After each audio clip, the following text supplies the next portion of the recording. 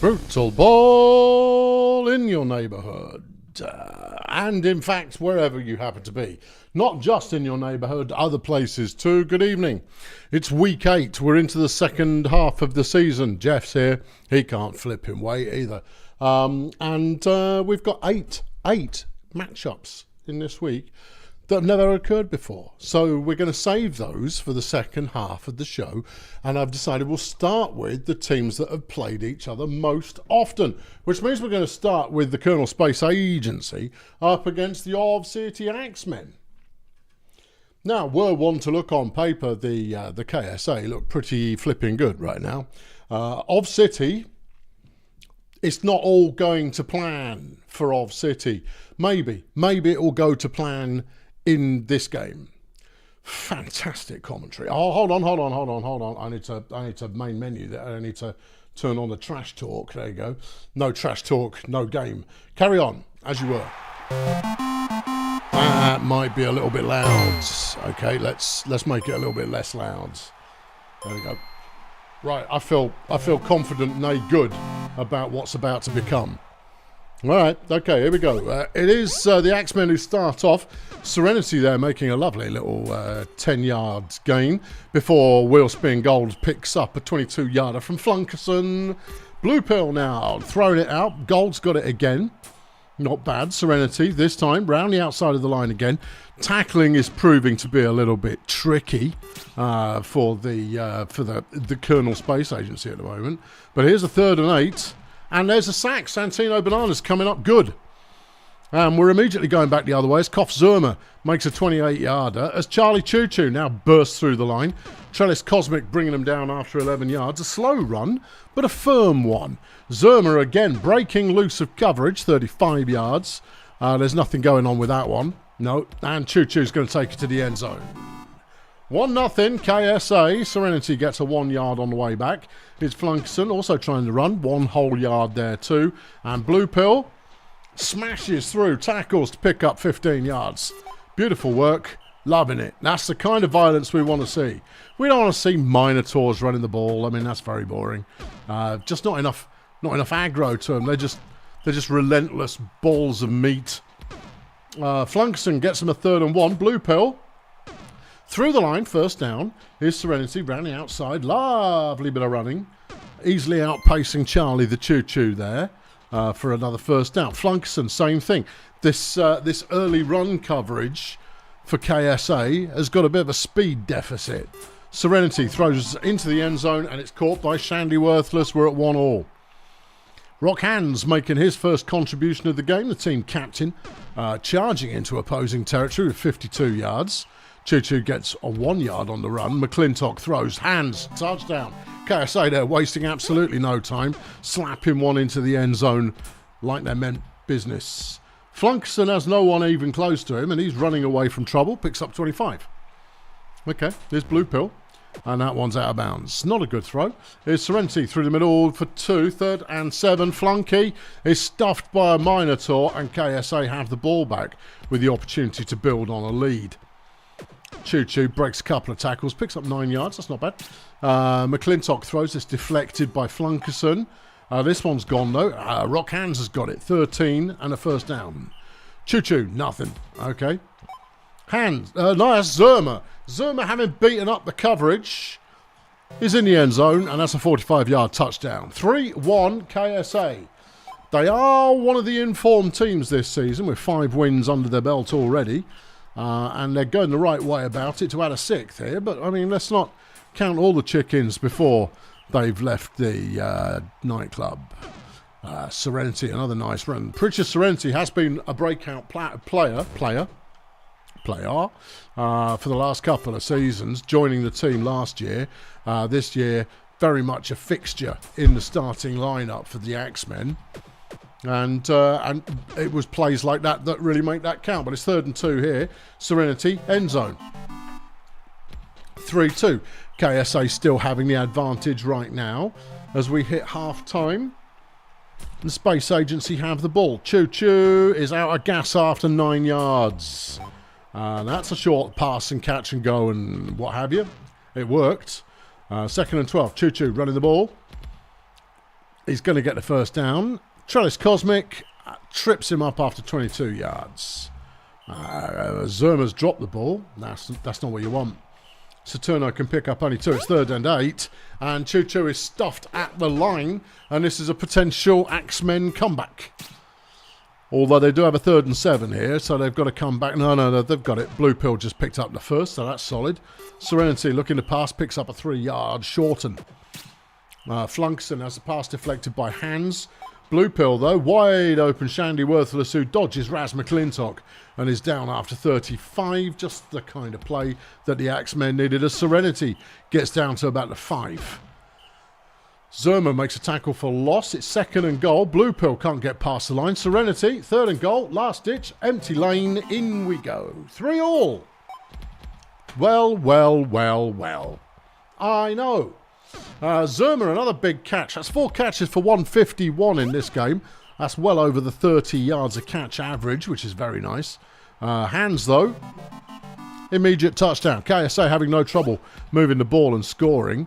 And they're slowing the Axemen down, but they're not able to stop them. That one drive early on, the big stop in this game, as the Axemen complete yet another first down.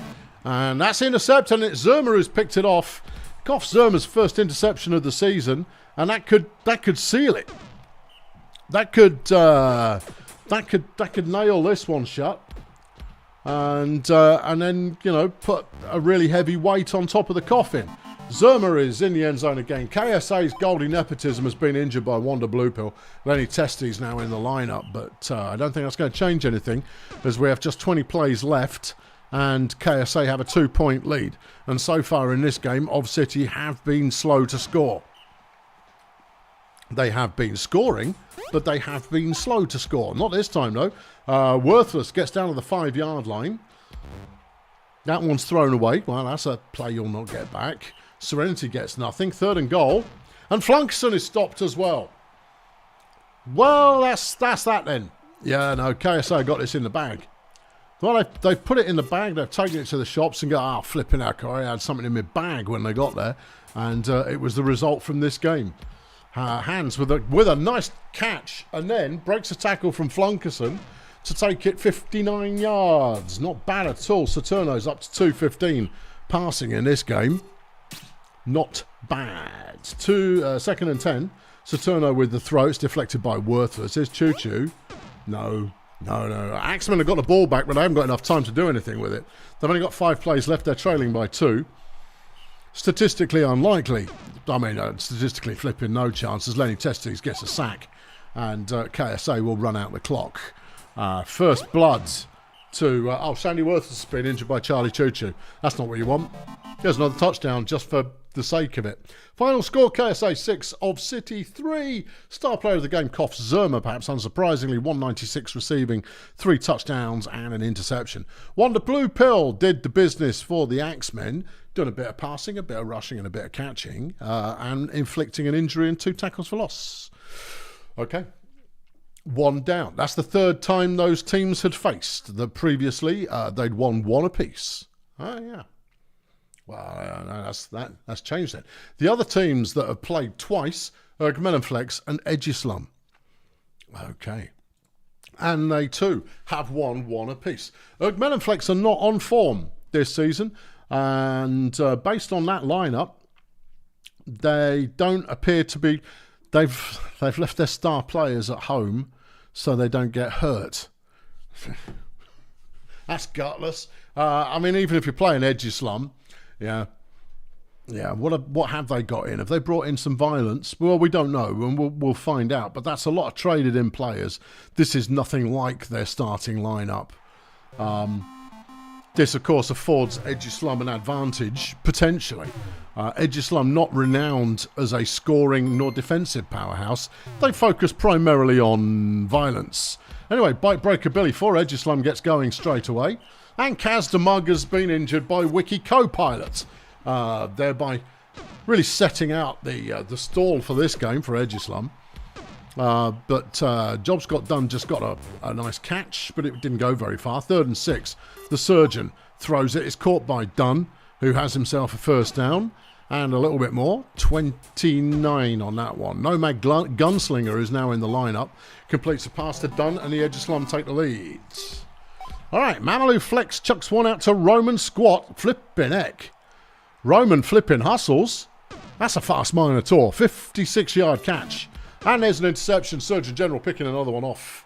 Bike Breaker Billy will get things moving for the Slum. And that's a 16-yard catch to Mulawab. As Mulawab gets the next pass as well. And he's down inside the 25-yard line. Gunslinger. Looks, throws, chucks it to the opposition. Solid move. Wiki Co-Pilot picking that one off. And we're going back the other way. Mocha Bad Son coming up with a sack. It's 3rd and 14. Julie Hardware can't do anything with it. Edge Slum back in possession.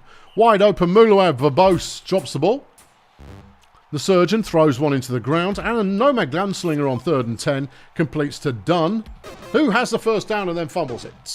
Picked up by Surgeon General. And the Edge Slum possession continues. Surgeon throws. It's caught by Dunn, who is eventually brought down but didn't really get that far because he was quite slow. 2nd and goal. Surgeon General scores a touchdown. He used to play for me, you know. He's rubbish as a receiver, but he just scored a receiving touchdown. Beautiful work. 3rd and 1 to Ergmenaflex. Julie Hardware's been injured by Mocha Badson, which brings Flapjack Nope onto the field. The gutless little halfling is having to play. Oh, good. That's a 1-yard run. 2nd and 9. Mamalou Flex chucking it to Ed Varnish there. Wiki Co-Pilot throws one away. There's Flapjack. Oh, that would be a first down and quite a lot more. Yep, 25 yards on his second carry of the game. Beautiful work, and there's an Ergmenaflex touchdown. Billy chucks it. It's deflected by Co-Pilot. The Surgeon throws it out to Mulawab, who picks up 30 yards for the first down. Gunslinger now with the ball. Gets that one of the Surgeon, who fumbles it. Okay, Ed Varnish has picked that up for Ergmenaflex. Yeah. There's the throw. There's the catch. Binga, binga, banga, bunga, bunga, bung. Roman Squats with the catch. Swift Minotaur. Oh, no. We're going to see another flipping, running, receiving Minotaur. Nope picks up 3. Mamalou Flex gets through the line, but they've got a 3rd and 5. Co-Pilot. It's deflected. Gale Scarlet Royd has been injured by Gus, the Hitman Resume, which means that Flash Bandit has subbed in. Hold on, is that a second substitution going on there? Looked like a double substitution. Not entirely sure, but Charles Monkey Cage is in the lineup now as well. Maybe that was 2 injuries. I don't know. There's a lot of injuries that are going to happen. Yeah, I mean, who knows? It's currently 2-1 to Edgy Slum. There have been some wounded players already. Mulawab with another nice catch. Didn't drop that one. The Slum still moving the ball. Surgeon General looking, throwing to nobody. Good effort. Gunslinger throws one away on 3rd down despite having a wide open receiver. Bad throw? Bad eyesight? Who knows? Anyway, Ergmenaflex with the ball back again. There's Wiki Co-Pilot getting sacked by Tarquinius. Bang fish. Flash Bandit is playing runner as well, and he just got sacked, giving the ball back to Edgy Slum. The Surgeon throws it away. 3rd and 10. Nomad Gunslinger waits. Throws it a million miles out of bounds, and we're back with Ergmenaflex again. Flash Bandit making a catch. That's what he's supposed to do. Yep, and he picks up 32 yards off a Mamalou Flex pass. Bangfish comes up with another sack. Bandit now throwing the ball. Gets in a Roman Squats, but it's not enough for the first down. They got 2 yards still. Never mind now. Bike Breaker Billy throws one away. Here's Surgeon General. Where's he going to throw it? This ain't nowhere useful. And the Gunslinger. There's a catch, look. That one was on target, and Dunn went flipping finally. Billy chucks a short one. The General from halfway completes to Mulawab as the first down and picks up 23. Gunslinger runs one for a whole yard. Bike Breaker, that one's short. It's deflected by Squats. On 3rd down, they can't convert. Ergmenaflex back in possession. Ed Varnish picks up 24 yards from the catch. Wiki Co-Pilot there sacked by Mockabad's son. Flash Bandit now throwing one. Ed Varnish making a few yards, but they've got 8 to go. Mockabad's son's been injured by Kit Kat, which has brought Brad Adidas onto the field for Edgy Slum. Is it going to make a difference? I don't know. This is a mess. This is a very scrappy game going on here. Mamalou Flex makes a catch for Ugmelon Flex and is down at about the 23-yard line. Flash Bandit looks for a throw, doesn't work. Flex now seeking out a target. That one's deflected by Mulawab. The co-pilot throws one. Advantage with the catch and he's brought up short. Okay, Bite Breaker throws an epic length pass. Flash Bandit slapped out of the way by Job Scott Dunn. And he picks up 47 yards. Edgeslum moving the ball again. There's a deflection from Bandit. Unsurprising, he's one of the best in the business at that kind of thing. Bite Breaker throws. It's caught by Dunn again, who has another first down. A score here and the game is over. Probably. There's a score. The game is over, probably. Anyway, Ugmelonflex with the ball back again. Bangfish comes up with another sack. Bandit with the throw. That one's deflected by Mulawab. 13 plays remain. Edgeslum with the ball back again. Dunn making another catch. The surgeon completes to nobody. Bite Breaker makes a catch, evades Mamalou Flex and picks up 17 yards. There are 10 plays remaining. Ugmelon Flex have the ball and the lead. Dunn gets them a first down. No, Dunn gets them a touchdown. Okay, then, well, that's the end of that then. Yep. And there's an interception. Bite Breaker Billy picking it off. And Kit Kats has been revenge injured by Tarquinius Bangfish. Flapjack Nope has subbed back in. obviously we've got some sub outs, and then they kind of go, nope, don't fancy it, and they sub someone else out and bring someone else back in. Flapjack in just to see out the end of the game, which is just enough time for him to get killed. Mulawab's intercepted a pass. It's the last play of the game. He's not going to make it. Shame. Hero mode was on the table there, but it didn't pay off. Final score, Edgeslum 4, Ugmelon Flex 1. Tarquin Bangfish, player of the game. 65 of your pancakes, 4 sacks, and a pass deflection, and an injury inflicted. Okay, Wiki Co-Pilot did best for Ugmelon Flex, who decided to leave their A-team at home up until their A-team had no choice and subbed in. Wiki Co-Pilot, 35 fan points, of which -4 were contributed offensively. It's not a pretty game. Not a pretty game at all. Okay, we're now into the teams that have played each other once. We'll start down the bottom end. The Wizard Hole Wizards versus the Sweaty Marsupials have faced each other once, and it was the Marsupials that came away with the victory that time. But against the Wizards, that's not really breaking news there. No, I mean, that's pretty standard. Pretty standard. Anyway, let's see what happens in this one. Okay, we're here. It's a roasting day, so everybody's going to be roasting. Don't know if that's going to amount to anything. Jackie Mercury gets us going for the Marsupials, throws one away. Apex Manticore sacks the quarterback. Emil Dardar throws one and is short of the first down. The Wizards have possession, and they immediately have a first down as Progribniak makes a catch and gets 31 yards. Bubbly Merchandise throws one. It's deflected by Coriander. Manticore gets himself sacked. His Soda on 3rd and 12 is sacked by Bark Formaldehyde. You know the name. Well, you do now. Bark Formaldehyde, the rookie, in the lineup for the Marsupials in this one, as Coriander picks up a first down on 17 yards. Jackie Mercury sacked by Batista Cranium. The Frenchman throws, deflected by Progribniak, and we're back with the Wizards. Soda evaded a lot, got absolutely nowhere, and it's 3rd and 11 already, and that's the end of that then. Let's go back to the Marsupials. They've got a first down, everybody. Sydney Aggressive making a nice catch and go, 28 yards. The Frenchman throws. It's caught, but it's only worth 7. Emil Dardar to the end zone. Sydney Aggressive with the score. Marsupials take the lead. Progribniak immediately going back the other way. Okay. Bubbly runs it a bit. Doesn't work. Apex Manticore manages to find a little lane to run through there, bringing up a 3rd and 2. And they throw it away. Back to the Marsupials. Coriander with a 5-yard gain. Here's the Frenchman.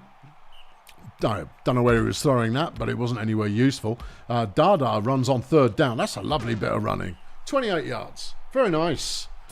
It was kind of mean and aggressive and swervy. Lenny Luxury comes up with a sack, bringing up a 3rd and 3, and Dada doesn't run anywhere that is mean and swervy on 3rd down. No, there goes Progribniak making another catch. That one player doing that one thing again.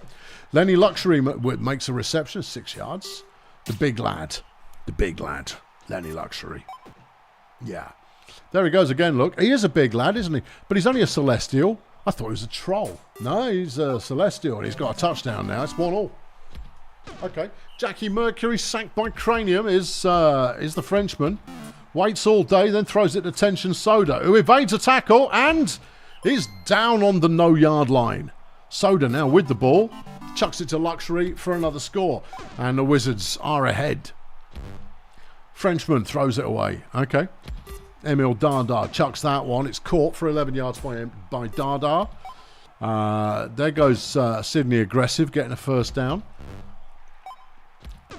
That's another first down. Just first down time at the moment. No, that one wasn't. Okay. Jackie Mercury, 6 yards, leaving on 3rd and 5. And there goes Coriander. And that's a 24-yard touchdown. It's 2-2. Lenny the Luxury goes back the other way. That's 23 of your yards there. And there's another good catch, and he's down to about a 20-yard line. Apex Manticore's been injured by Emil Dada, bringing Pete Blackfox into the lineup for the Wizards. And there's an interception. Dada's picked that one off.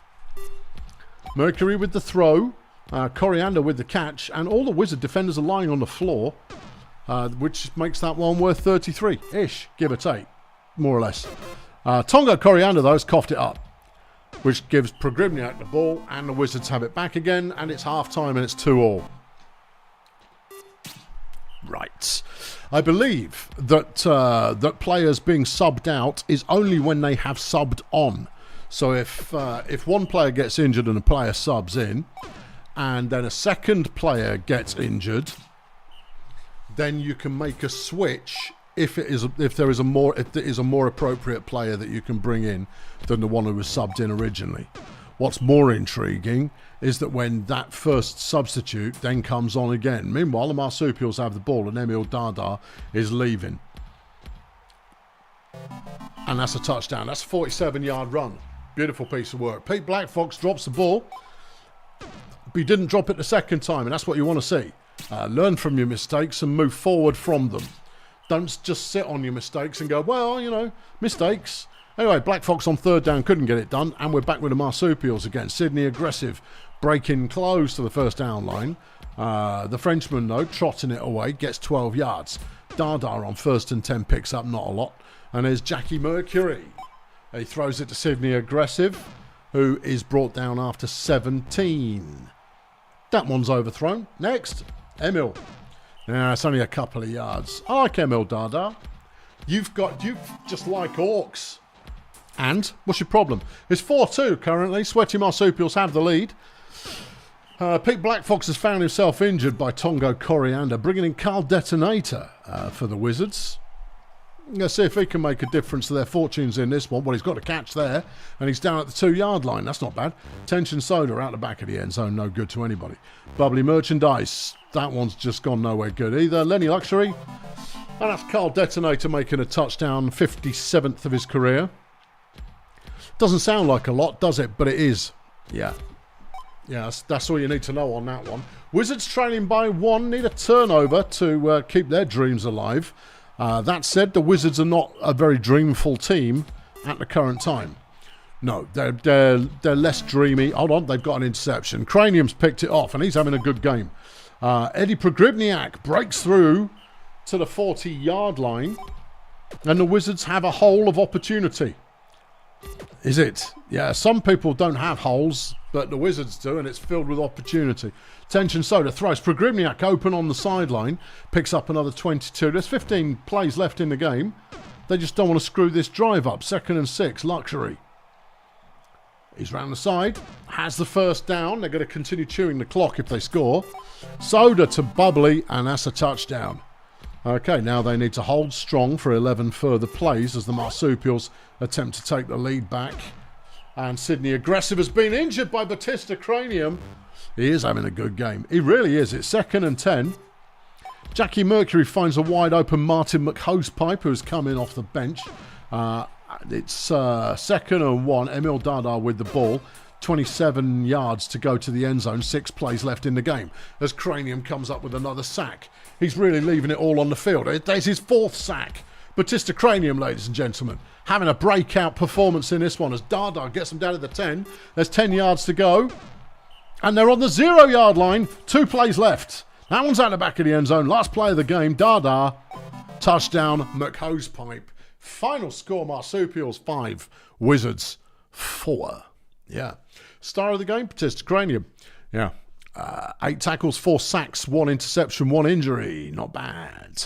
Not bad at all. It was Emil Dada got player of the game for the Marsupials, though, with a bit of passing, a bit of rushing. 3 touchdowns, an interception, and an injury inflicted.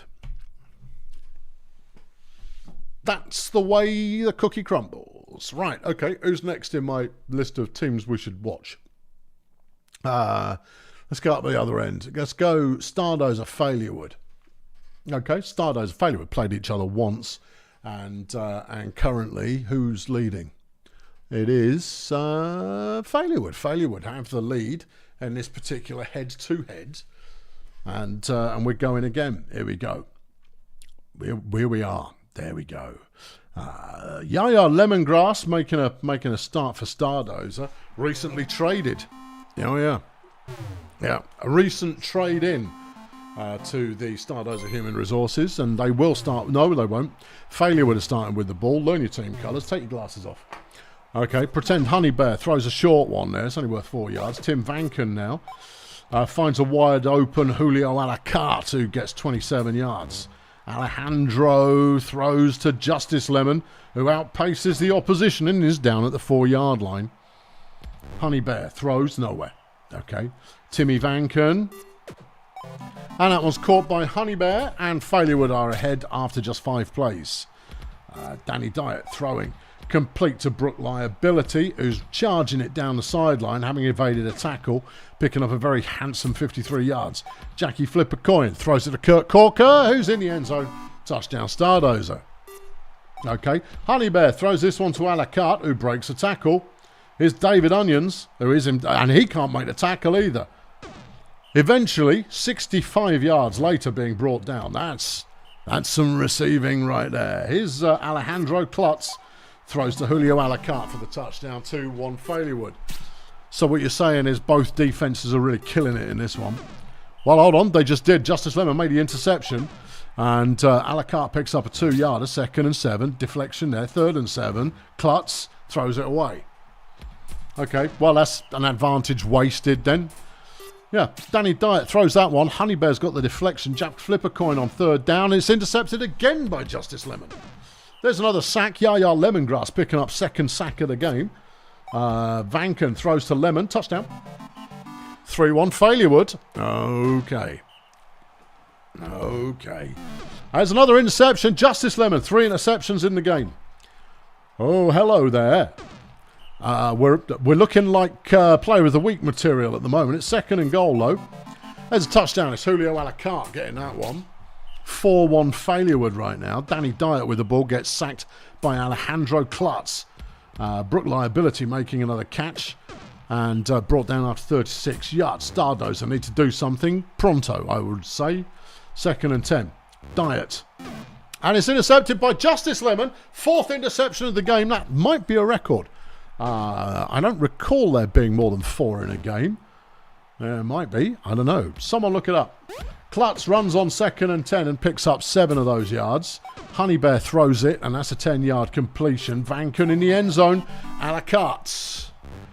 5 is the record. 5 is the record. Okay, 5 in a game, which means you need 6 to set a new record.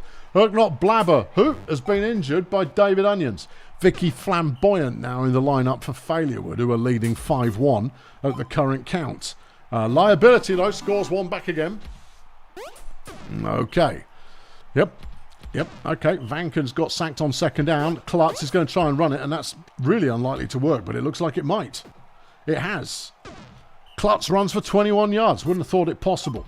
Honey Bear throws. There's Lemon with the catch, and that's a 29-yard gain. 6 catches for 146 so far for Lemon. Keep your eye on that. That's a player of the week performance that has been put in there. Alejandro Klutz. He's been throwing it all half, and now it turns out he can actually flame in run.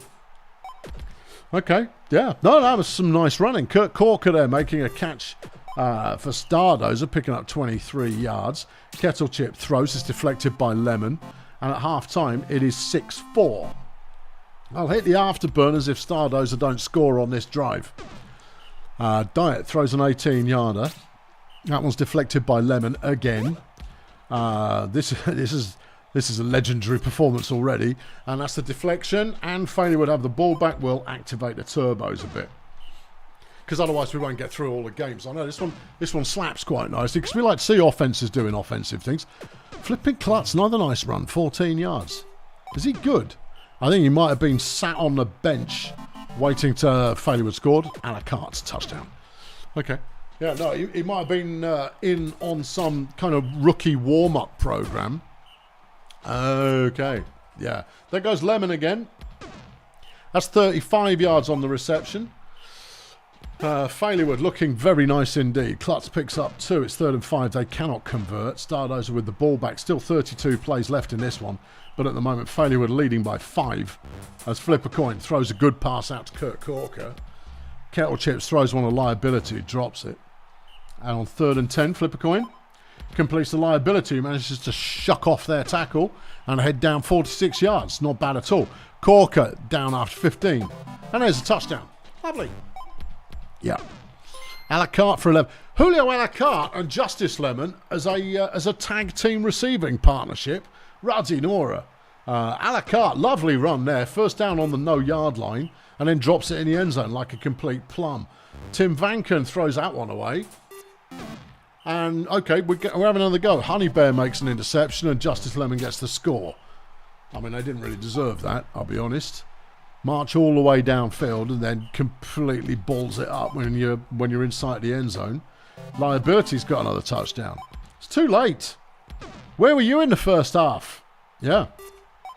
Vanken to Lemon once more. Lemon's got 275 yards receiving on top of 4 interceptions and several deflections in this game.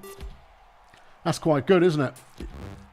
Yeah, it is a bit. And once again, Failure would unable to get into the end zone. Their red zone play completely sucks. No, if they throw the ball from like the 40-yard line, they'll probably score. But if they throw it from the 10, they're hosed. Danny Diet breaking away on a nice run there for Stardozer. Corker, end zone. Pretend Honey Bear has been injured. Oh, that's not what you want to see. But the game's over. But Honey Bear taking a smack to the chops is not going to put Failure in the best of moods. Anyway, final score, Failure 8. Stardozer 5. Star of the game, Justice Lemon 115. Fan points 283. Receiving 2 touchdowns. 4 deflections, 4 interceptions. No tackles. Justice Lemon cannot tackle. Facts. I'm opening this door. It's very warm in here. Okay. In other news, Brook Liability gets player of the game for Stardozer with 334 receiving and 2 touchdowns and a sack. Okay. Yeah, Lemongrass, since I know you're interested, 2 sacks, 48 pancakes. That's not bad. Yeah, that'll get you places. Okay, who's next on the list? Pix Creek, Bongolia. Pix Creek, Bongolia. Bongolia have the lead in this head-to-head, 1-0. Pix Creek, Bongolia. Yeah. Should we go? Yeah, let's. Okay. Pix Creek 3 and 4 so far this season, while the Sea Raiders only 2 and 5. They do have home team advantage, though, which means that the weather's going to be ghastly. Foggy, in fact. Okay. Yeah. Passing game tends to go to pot in the fog unless you're blessed with a whole lot of eyesight. Anyway, Mike Heimlich runs on first down and picks up a good chunk, 19. Sonny Watt does the same thing on first down again. So that's 6. Paul Crap Whistle tries a throw and it works. Zibiggy Whippet picking it up there, but it was only a throw to the flat. Heimlich picks up 1, 2nd and 8. Watt. I said 2nd and 8. Hey, Sonny Watt runs for 17. This Crap Whistle throws, intercepted by Whiskers Camembert of the Miners, who takes that one back to about the 48-yard line. As Tristram Lawnmower completes a pass. That was Gertie something or other. Yeah. Is there a Gertie on the field? Let's say yes. Okay, I'm not sure there is. I think you were talking about Argyle Stampede. Oh, rookie. Yeah, that was his first ever play. Oh, okay, good times. Second and goal. Gertrude Smooth. It was Gertrude Smooth. Oh, okay. It's third and goal. And that's a touchdown. Camembert making the score. And it's 1-0. The Miners have the lead as Heimlich fumbles the ball. And it's Roy Talley who's picked it up. He got some nice blocks there on the return. Oh, he's coughed it up as well. And it was picked up by Mina Failure, who punched it into the end zone to give the Miners a 2-0 lead. It's just a cacophony of error-based play there as Paul Crapwhistle runs his little socks off to get 30 yards as Bongolia take possession back. Mike Heimlich's on the go again. And look at him go. 25 more yards for Mike. Is Sonny Watt. He's in the end zone. 2-1. Okay. Okay, managing to string together enough big plays there to get themselves on the scoreboard. Here's freshly signed Wilf Jerk for the Miners, picking up a first down. Gertie Smooth's fumbled the ball. Paul Crapwhistle has picked it up and taken it down to the 10-yard line. Here's Heimlich on the run. Touchdown. It's all square. There you go. Touchdowns as a result of turnovers, one each. Wilfie Jerk chucks it at Gertrude Smooth, who takes off and gets 23 yards. Here's Smooth now running the ball herself, picking up another 11. It's good work. Camembert makes an easy catch there, completely unmarked on the sideline, and then steps out of bounds. What a professional. Smooth picks up the first, and the Miners are still rolling. Who was that? Well, I know Camembert caught the ball, but it was barely worth talking about. Argyle gets them down to the 5-yard line. Smooth gets them down to the 1. Second and goal. Lawnmower. Touchdown. Stampede with a first career touchdown. That's nice. Yeah. Heimlich makes another good run. 13 yards on that one. He's Crapwhistle on 2nd and 7. He's having to work for it, and he has worked for it, and he's got it. 13-yard carry. First down. Heimlich, tackle for a loss by Pamela Mustard. Sonny Watt, though, is killed. Oh, my God. Sonny Watt has been fully effed by Pamela Mustard, and that's gonna hurt. Oh, man. He's played. Oh, boy. Oh, that's not good. No, it's not, because he was starting to look like a real contributor towards the Mongolian offense, and that is not what you want to see fully. No, I was referring to the chat, Caldo, as I'm sure you appreciate. Totally effed, because you all type F in the chat. And now Ziggy Whippet's been injured by Tristram Lawnmower, and the wheels are being yanked off the wagon by the Miners at the moment. Stampede's in for his second career touchdown. That's nice. Heimlich has lost the will to live. He's got 1,000 yards rushing this season. Oh, Contagion's come mean in business. Just punched through a couple of players to land a 13-yard gain. At half-time, it's 4-3. Miners in the lead. Well, now. Yeah. No, I know. The double entendre was entirely intentional. Because it was appropriate and inappropriate at the same time. Vera Contagion, another nice run, gets 5 yards. 2nd and 4, Crapwhistle throws Stampede with a deflection. Heimlich on 3rd and 4. Can he do it? No. That's a shame. Yeah. Lawnmower now with an opportunity, but Crapwhistle makes a deflection. Wilf Jerk throws it. Stampede with the catch, and he's got the first down. Okay. Smooth picks up 8. Is Lawnmower again. And Mina Failure has been injured by Big Rod McGurk. Obviously, the word is out now at Bongolia. Just slap him around some, would you? Well, they're trying it.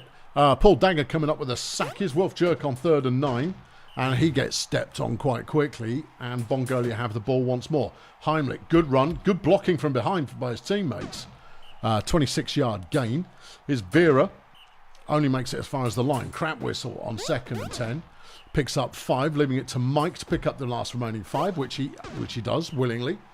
And with a skip in his heart. Full Crapwhistle, 2nd and 10. Sacked by Pamela Mustard. Heimlich, 3rd and 13. No. Okay. Lawnmower throws to the sideline where Camembert is standing by ready to step out of bounds, and it doesn't work. Anyway, Camembert's got this one. He's tackled by a rampaging Mike Heimlich. That halfling can slap, or could, potentially, when suitably aggravated. Camembert breaks an easy tackle, And is down after 38 yards and setting up another minus score. Smooth around the outside of the line. Touchdown. 5-3 now. And the lights are going dark in Mongolia. Oh, that's an evocative sentence. Oh, it really is. Why are they going dark in Bongo? It's the fog, you can't see anything. 3rd and 5. Good completion there. Muzzio making a catch for the Sea Raiders. Crap whistle now running the ball. He's got a first down. Oh, look at this. Nice running from Paul. He gets 25 yards. Heimlich is trying the same move. Yep, that worked as well. Another 16. Here's Vera straight through the middle of the line. Changes her mind. Punches someone in the face on the 1, and that's as far as she gets. 3rd and goal. Mike Heimlich, touchdown. 5-4. Mongolia need a turnover.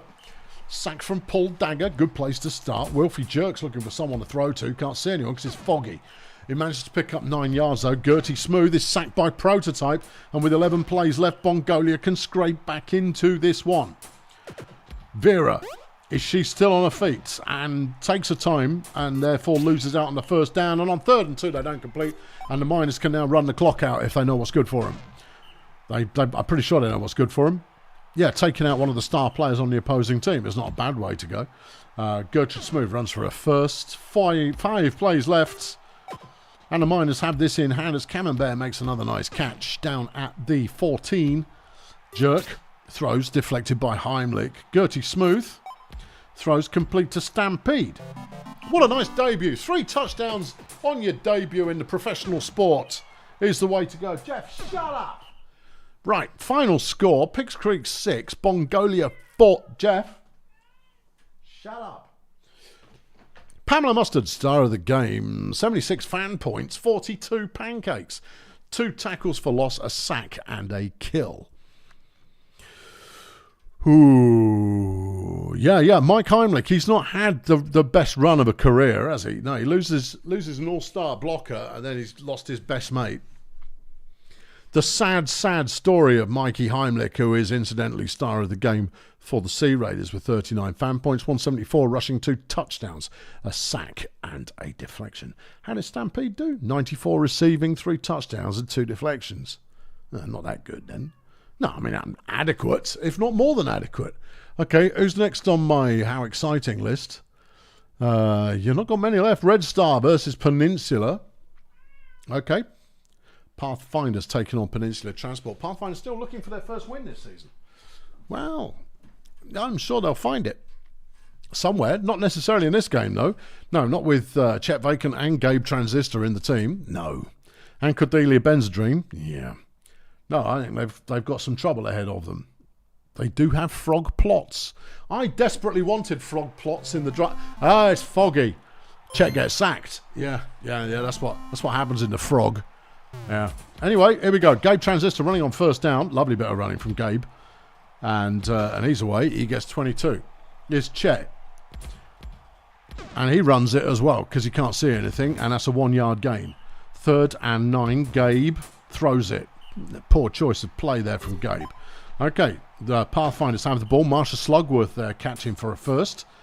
Shafter is sacked by Big Chet Vacant. Slugworth then tries running it and kill Kenny Prohound with the tackle for loss, which he follows up with another one.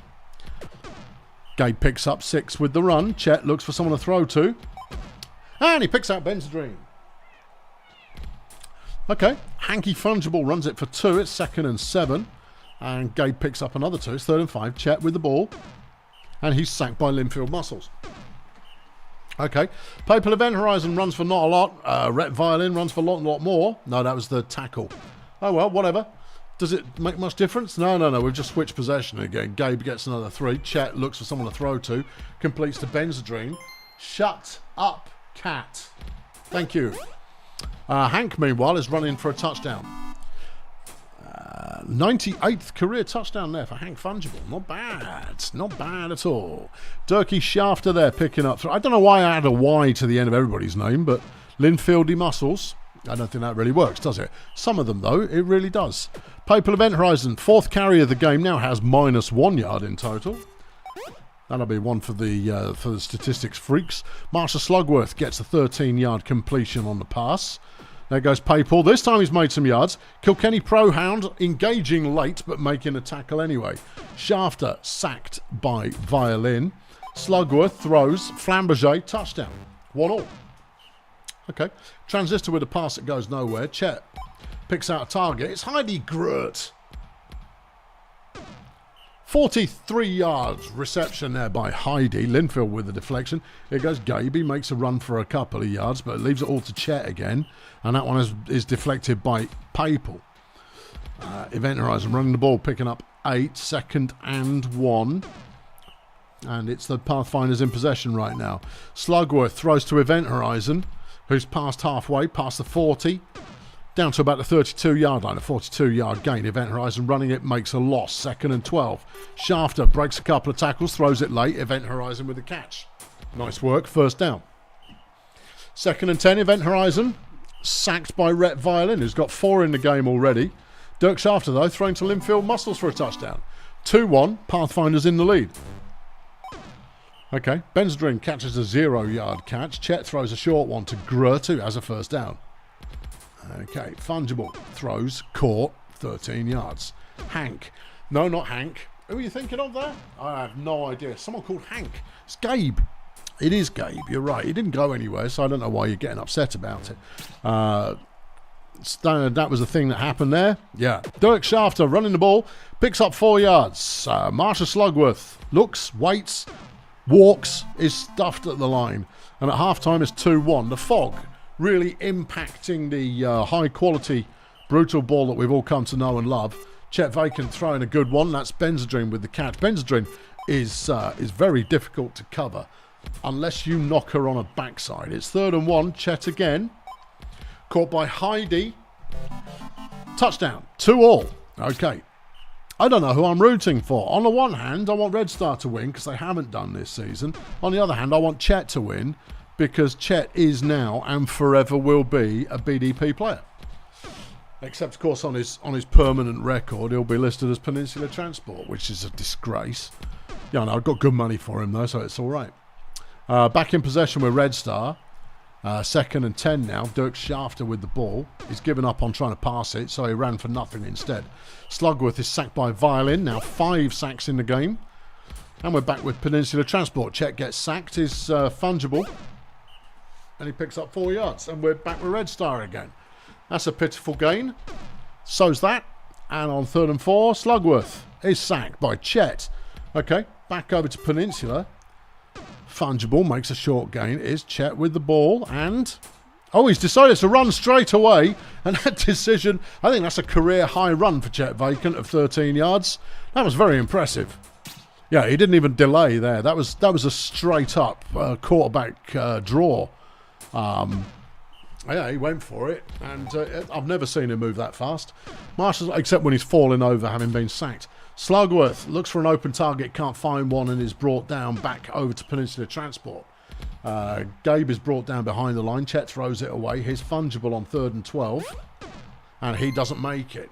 Back to the Pathfinders, 19 plays left. Event Horizon, no dice. Shafter, sacked by Chet, who's got 4 in the game now. Slugworth throws. Linfield Muscles has got the catch, and he's got an open field ahead of him. Which is what you'd expect, really, because the tacklers typically are coming behind. Hold on, they're throwing an interception. Hank Fungible picks it off. Gabe then runs for nothing at all. Chet looking for a target, throws it away. Is Hank on 3rd and 9? Not this time, Hank. Back over to the Pathfinders again. Papal is sacked by Rhett Violin. Is Dirk? No. And Slugworth. That ain't going to work. Okay. Back over to the Peninsula Transports. And what are they going to do? Gabe gets 3. Chet throws for nothing. And on 3rd and 7. Yeah. Hank gets sacked by Pope Lorenz. Okay. Back over to the Pathfinders. Neither team wants to win this game. Hold on. Houston Flamberger's actually caught it and he's running away with it. There's 4 plays left. The game's on the line here, kids. Slugworth picks up 3. That's not good enough. Throw a deep ball. Nope. Chet comes up with his 5th sack and 2 plays remain. Linfield Muscles has got a touchdown. Well. Last play of the game, and Gabe runs it for 1 whole yard. Final score, Pathfinders 3, Peninsula Transport 2. Pathfinders getting their first win of the season. Linfield Muscles is player of the game. How is that even? He got 22 sacks, tackles even. 22 sacks would be impressive. 22 tackles, 4 Linfield Muscles, 112 yards receiving, 2 touchdowns, 3 sacks. Good game. Chet Vacant, player of the game for Peninsula Transport, 123 passing, 10 pancakes, 1 touchdown, 1 tackle for loss, 5 sacks and 13 tackles. He's an all-rounder, everybody. Afraid so. It happens. There it is. There you go. There you are. Okay, what's next up on your shopping list of teams that have played each other one time only? Bumson Miggins. Bumson Miggins. And Bumson have the head-to-head lead. Okay, Bumson Miggins. Miggins, though, they're an informed team this season. They are an informed team. Why? Dougie Flipping Conglomerate. I love Doug Conglomerate.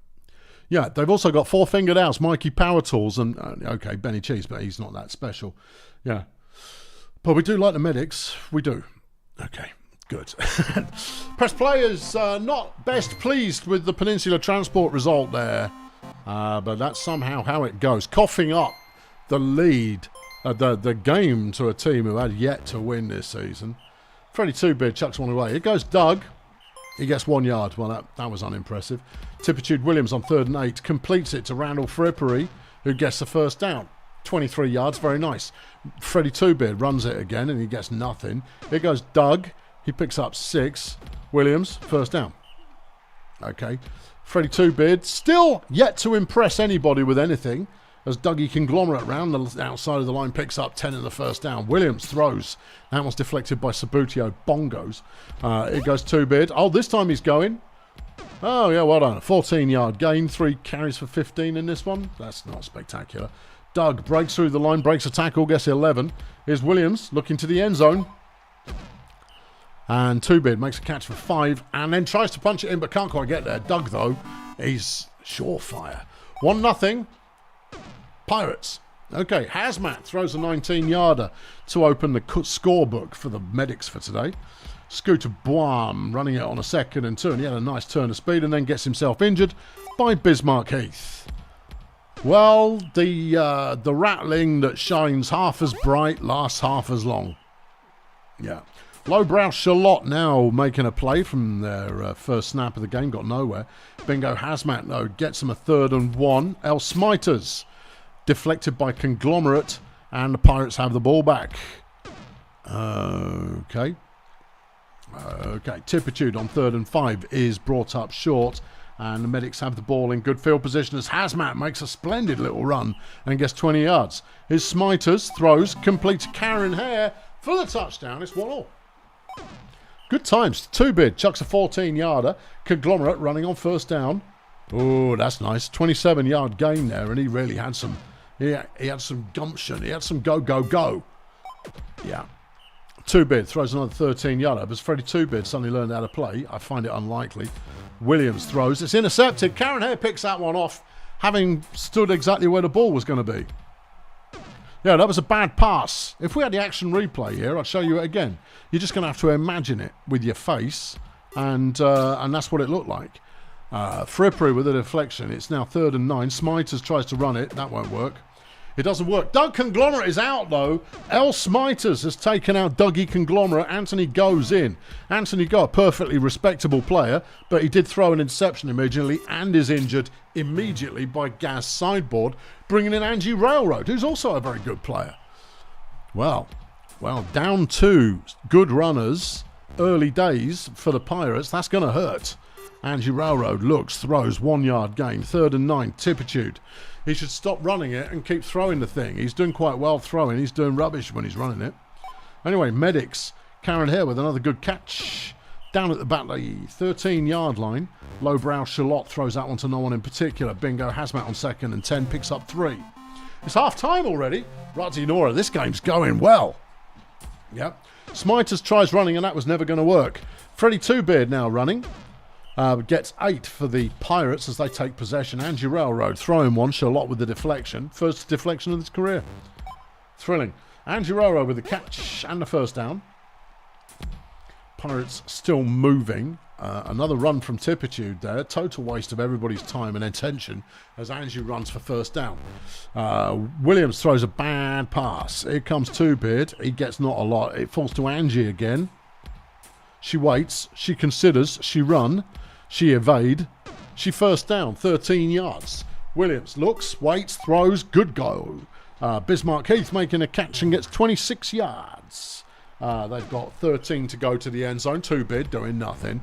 Railroad throwing one away. It's 3rd and 11. Tipitude. And that was pitiful. It really was. It was not. That was not Brutallball. No. It's still 1-1. Still 1-1. Yeah. There's still 1-1. The Pirates are chasing the playoffs this season, and they seem to have put in a subpar lineup, and the Medics are punishing them for it. The Medics haven't really got the lineup right yet. They're waiting for just 1 or 2 key players to make it all click together for them. This is not their season, and yet they're hanging with a team that should be chomping at the bit for a bit of playoff action. But they're not chomping at anything right now. They just failed to convert a first down. Medics taking the ball back to about the their own 43-yard line. They've got a 2nd and 10. Is Charlotte, and that's 7 yards to go. And they complete to Bongos again. Bongos having one of her best games in a little while, getting them the first down. Smiters throws into heavy traffic, which was foolish. Charlotte picks up 6. Is Hazmat on 3rd and 4, and it's intercepted by Freddie Two-Beard. Well, he might be disappointing offensively.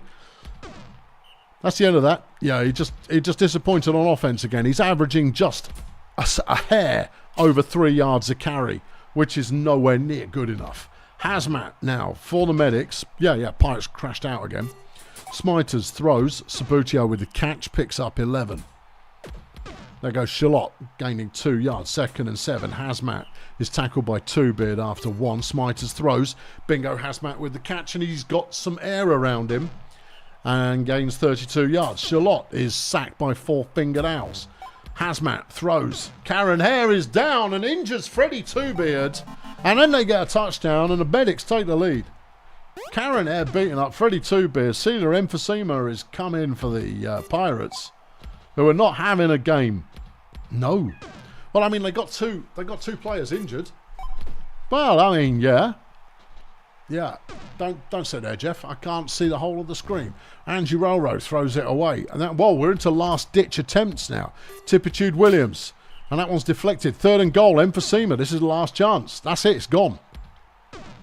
Hazmat runs for 2. Just don't give the ball away as Karen Hare breaks for plenty. Last play of the game, Charlotte keeps it on the ground, wins the game for the Medics. Final score, Medics 2, Pirates 1. Say what? Yeah, I know, you wouldn't have thought it possible. 4-fingered Owls gets player of the game for the Pirates. 56 pancakes and a sack. That's it, that's all he did. Meanwhile, for the Medics, Karen Hare gets player of the game with 50 fan points. 87 receiving yards, 11 pancakes, 1 touchdown, 1 injury, 1 interception, and 7 tackles. Really unremarkable stuff there. Really unremarkable stuff. I'm going to feed this cat. I know it's early. I'm going to go and give him some. I'm going to give you some treat. Come on. And then you'll stay out of the way because I think it's my game next, and I actually want to see it.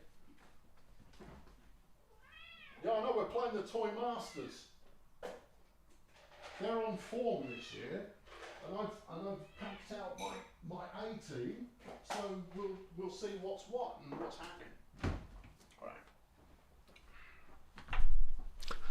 Okie dokie, the cat has been dispatched. Okie dokie.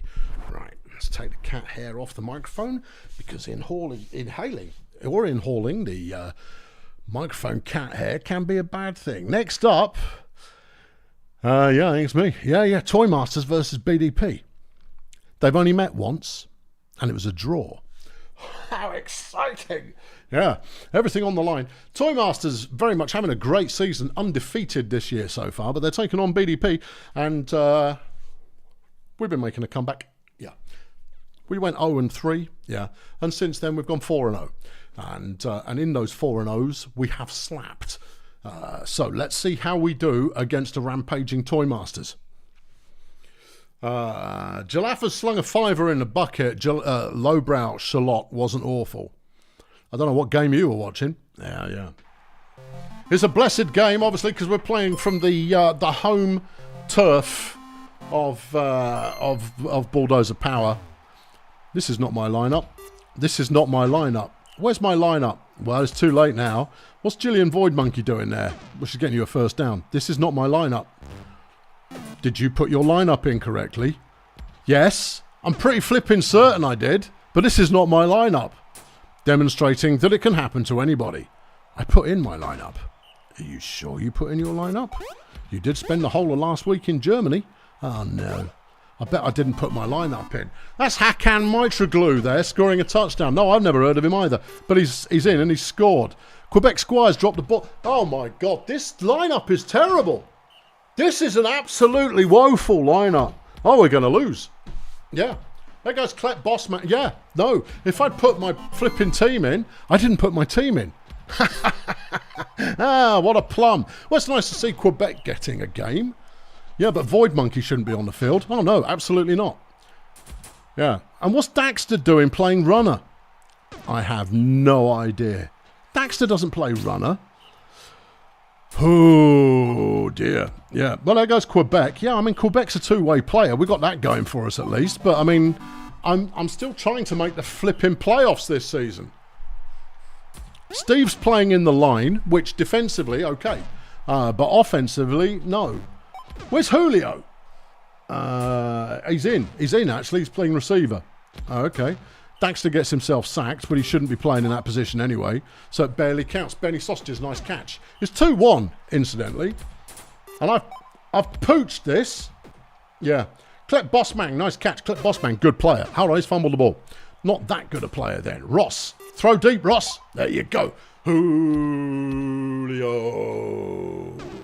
51 yards for Julio Lobster. Gillian Void Monkey won't get very far. Nope, that's not our game plan. Daxter won't get very far either because that's not our game plan. 3rd and 5, and that was deflected by Bossman. Oh, man. 2nd and 5. Mitroglou making another catch there. Not bad. Mitroglou then fumbling the ball. Daxter picked it up like he meant business, and he's recovered that decently. Puke to the end zone. Quebec's touchdown. Oh no. I wanted to slap. Yeah, I know. Yeah, Julio, nice catch. No, it doesn't count. None of this counts because it's not my team. Nice touchdown there, Julio. Yeah. I mean, Ross to Julio. That's the only play that counts in this game. Really? Unless we win, in which case they all count. Okay. Mitroglou looking for somewhere to go, managing to break for about 4 yards there. Took Ramjet runs for 3. It's 3rd and 2. Justin Underworld just about scraping first down. Mitroglou, another good run, breaking tackles. Tough guy, eh? Yeah, apparently so. Turk Ramjet getting nowhere fast there. Stopped for only no yards. It's 3rd and goal. Mitroglou with the throw. Good catch. Clip Bossman, 3-all. Puke. Throws it to Quebec. Nice one, Quebec. Who gets 14 yards. Gillian Void Monkey throws. Complete to Quebec again. Yeah. Daxter runs the ball. No, you're out of position, Daxter. Ross overthrows, underthrows. It's all over the flaming place. It's half time. And it's 3-all. Pronouncing Mitroglou the way it's spelt. Well, how's it supposed to be? Is it Mitroglou? Regardless, that's a ridiculous way to spell it. Oh, we've got an inception. Daxter's done what he's supposed to do. Dear. What's the rule if you forgot to put in your lineup? It's a free AI lineup. It is. But this lineup is significantly worse than the one I'd play. Significantly worse. We'd have destroyed them by now. Okay. Yeah, I don't speak Turkish, Vec. Void Monkey runs for 1 yard. Daxter with a throw, complete to Ross Puke. What he's doing catching the ball is anyone's guess. Nice throw from Ross, but it's intercepted by Bossman. Them big Congan arms there, snapping up the ball. And the Toy Masters with a chance to get back in. Because the traffic's kind of been flowing one way. But Bossman is really keeping them in this one because he's proving to be hilariously terrible to tackle. Yeah. Ramjet on 2nd and 2. And that one's deflected by Void Monkey. Underworld has that one deflected by Void Monkey. And we've got the ball back. That one's deflected by Mitroglou. Mitroglou. Yeah. Yeah. Daxter runs the ball, which he shouldn't be doing, and doesn't get anywhere. Diego comes up with a sack. Underworld throws. It's caught by Turkey Ramjet. 3rd and 4. And Hakan gets nowhere. That was caught and then fumbled, and Void Monkey's picked it up. Okay. Void Monkey now with the ball. Throws a real short one to Daxter. Okay. Daxter waits, throws. And that's a first down. Good play. Ross, sacked by Dave Caustic. His Void Monkey gets through the middle of the line for 5 yards. Barely worth it. Ross making another catch. Well, this is Ross Puke's real debut now as a receiver, I guess. Puke throws flat and is deflected by Bossman again. Void Monkey. I cringe every time she throws the ball. It's not her move. Daxter gets 4 yards and we've lost possession. Toy Masters have it back once more. Bossman. He's just so difficult to tackle. Yeah. Mitro Glue is brought down after 6. Turk gets 1 yard. 3rd and 2. They throw it behind the line to Bossman, who makes a sweet move, but he couldn't get past the line again. Void Monkey with the catch and a first down. 10 plays left. Voidy waits all day, sees a massive hole in the middle of the field and runs for a first down. Daxter throws. It's intercepted by Bossman. Hardly surprising because Daxter can't throw. Oh, man. I'm going to lose this game because I'm an idiot. Yeah. Yeah. We've got a ball back. There's 5 plays left. Yeah, no, but Ross just got sacked, which means this drive's over. 3rd and 9. Daxter. Yeah, I told you. Yeah. Okay. 2 plays left. Toy Masters with the ball. It's intercepted by Quebec, but we're not going to get 50 yards off this play unless we throw it to Julio, which we've done. Not going to make it. Doesn't make it. Justice is served. Justice is served. It's based on a Turkish football player. I see. I don't like football. It's rubbish. I don't speak Turkish. Yeah, so it's Mitro Glue. Suck it. Final score 3-3. Toy Masters BDP. Yeah. And also, how lame is it? Vec, don't name future players after real people. No, I mean, come on, have some imagination. 3-3. Yeah. Well, I mean, that was the score that was deserved. Klep Bossman gets player of the game. Absolutely right. Absolutely right. 87 fan points, 168 receiving, 2 touchdowns, 3 deflections, 2 interceptions. Quebec Spire, player of the game for BDP. 123 receiving, 2 touchdowns, and not a lot else. No. How does Steve do? 24 pancakes. Yeah, I know. That's a career low for Steve. Seriously. Yeah. Anyway, good game. I can't complain because it's my fault. Right. Is that it for the played each other once? I think so. Right. We're into the fresh, brand new matchups. Grunt Auto Group and Budget Roadies never played each other. You know, I was thinking I should have checked my lineup earlier on and I didn't. What an idiot. Right. Okay. Yeah. Okay. This is going to be fascinating. This is fascinating. Capsicum Disco up against Georgie Cones, fundamentally. That's what we're looking at. Capsicum drops the ball. That's fine. We'll see plenty of that. Harry Snowman doesn't get completion either. Tarzan Necropolis completes a spiny turtle wax. And Budget are done. Honorary Soccer Mum coming up with a sack on first down. Gendrich Grippy. Oh, yeah, Gendrich Grippy.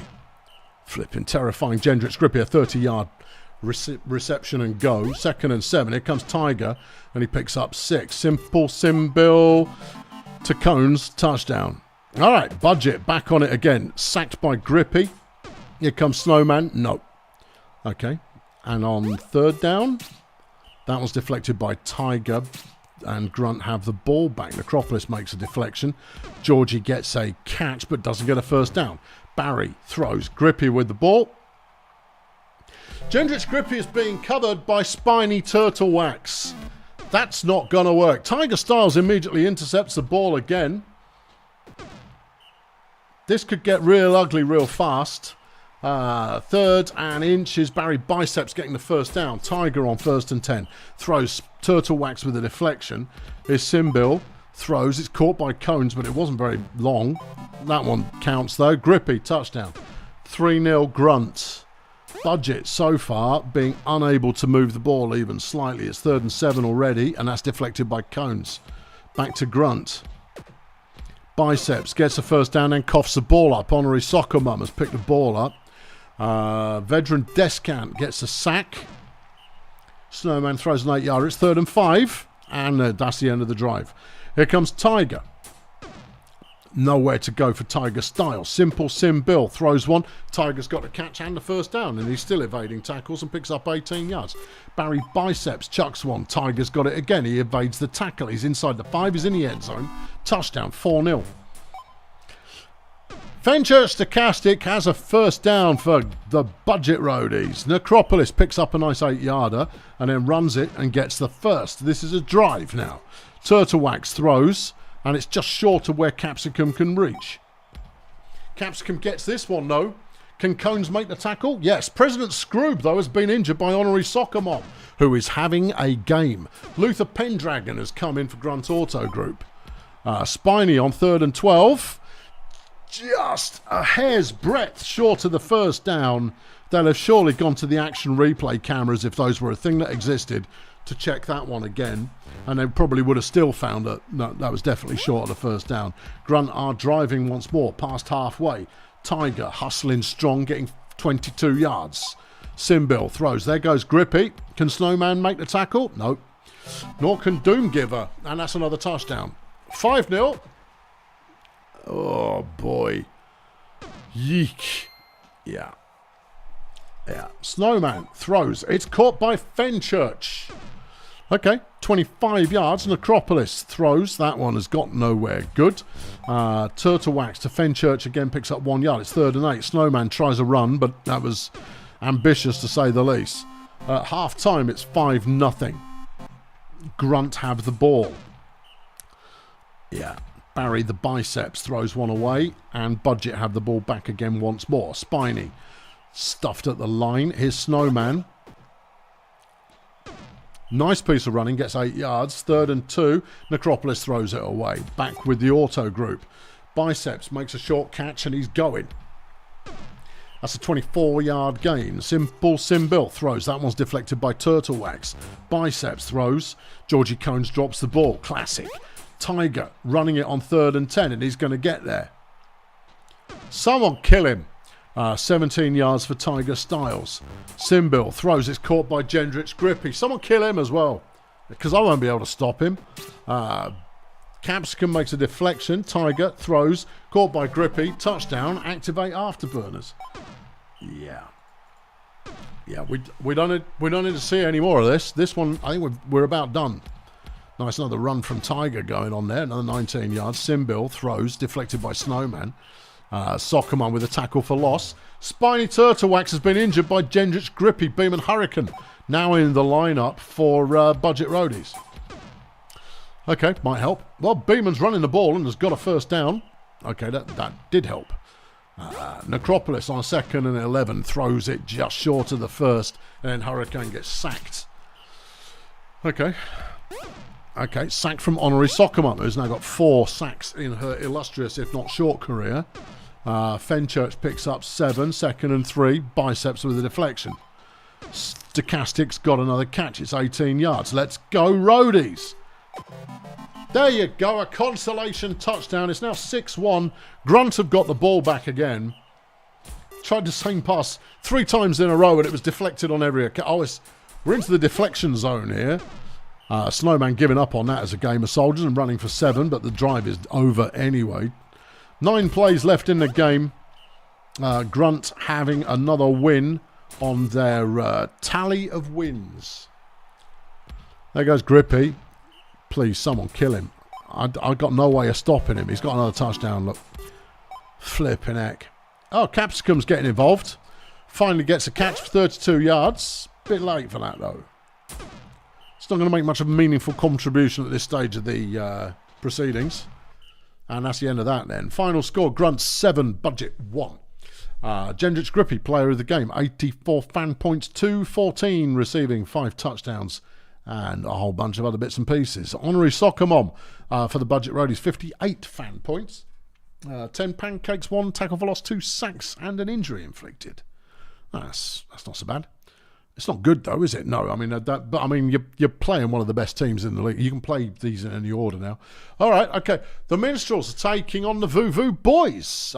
Both teams struggling a little this season, having only managed to array 2 wins in the campaign so far. We're going to see Crash Zodiac taking on Brandon Peril. Oh, what's not to like about that? That's all the magic in the known universe. It's going to be the Vuvu boys who start with the ball. The field is poisoned, so expect death. Brandon doing what Brandon does. Breaks a tackle, gets 24 yards. He's pushing 12,000 career rushing yards now. Tan Stink Blossom on second and 14 doesn't get much. It goes Brandon again. And that's the first down. Okay. Tanklart, no. Okay, Stink Blossom, second and 11, completes the pass to Shabbly Jugglebead, who picks up 20 and the first. There goes Brandon once more. Yep. And that's a touchdown of anybody's money. It's not a touchdown of anybody's money. Nobody's money gets you a touchdown for that. Stink Blossom on second down. Nope. Brandon on third down. And he's got a touchdown. 15th of the year. That's not bad going. It's averaging, what, 2 a game almost? 2 a game, actually. Okay. Pitbull Jones. Good piece of running. Gets a first down. It goes Ryan McNeese. And I'll tell you something, this Vuvu boy defense looks a little sluggish. They're not exactly light on their toes. Jones picks up 2. It's 3rd and 7. And it goes Lynn Mephisto. Swerves out of a tackle and gets down at the 4-yard line. Zodiac to the end zone. Deflected by Bertha Raccoon. Jones. Wide open Mephisto. 1-1. Lynn Mephisto's 80th career touchdown right there. Yep. Okay. First down. Tanklart making a good throw. 14 yards. Jugglebead gets a 7-yarder. Brandon Peril runs it and gets the first down. Tanklart throws, caught by Bertha Raccoon, who has to outrun a dwarf. Does so. Touchdown. Vuvu boys up 2-1. Fingers Vectrix is going to run away because, as mentioned, the Vuvu boys defense does not look quick. That's a 61-yard completion, and Mephisto is in again. 2-2. All right, Peril's past the line, but he's lost his turn of speed, but he's still got a first down out of it. Who was that? Tanklart runs for 2. Stink Blossom gets another 2. Brandon's got to do the rest of it. Does so. Tanklart this time makes a little bit of headway, 5 yards, looking for a throw from Stink Blossom, and he completes for 7. Peril, nothing doing on first down. Is Tango. Tango throws it, and it's intercepted by Vectrix. Okie dokie. Who then follows up with a 7-yard catch. Pitbull runs it on 2nd and 3 and is still evading trouble. He gets 19 yards. Okay, McNeese gets 8. Zodiac completes to Lynn Mephisto, who is down at the 6-yard line. Jones, touchdown. 3-2, Minstrels take the lead as Brandon Peril's on another good run, and he's picked up 13 yards there. Here comes Tanklart on first down. That one's complete to Raccoon, who completes the first down. Stink Blossom goes to Raccoon again. Reliable Bertha Raccoon.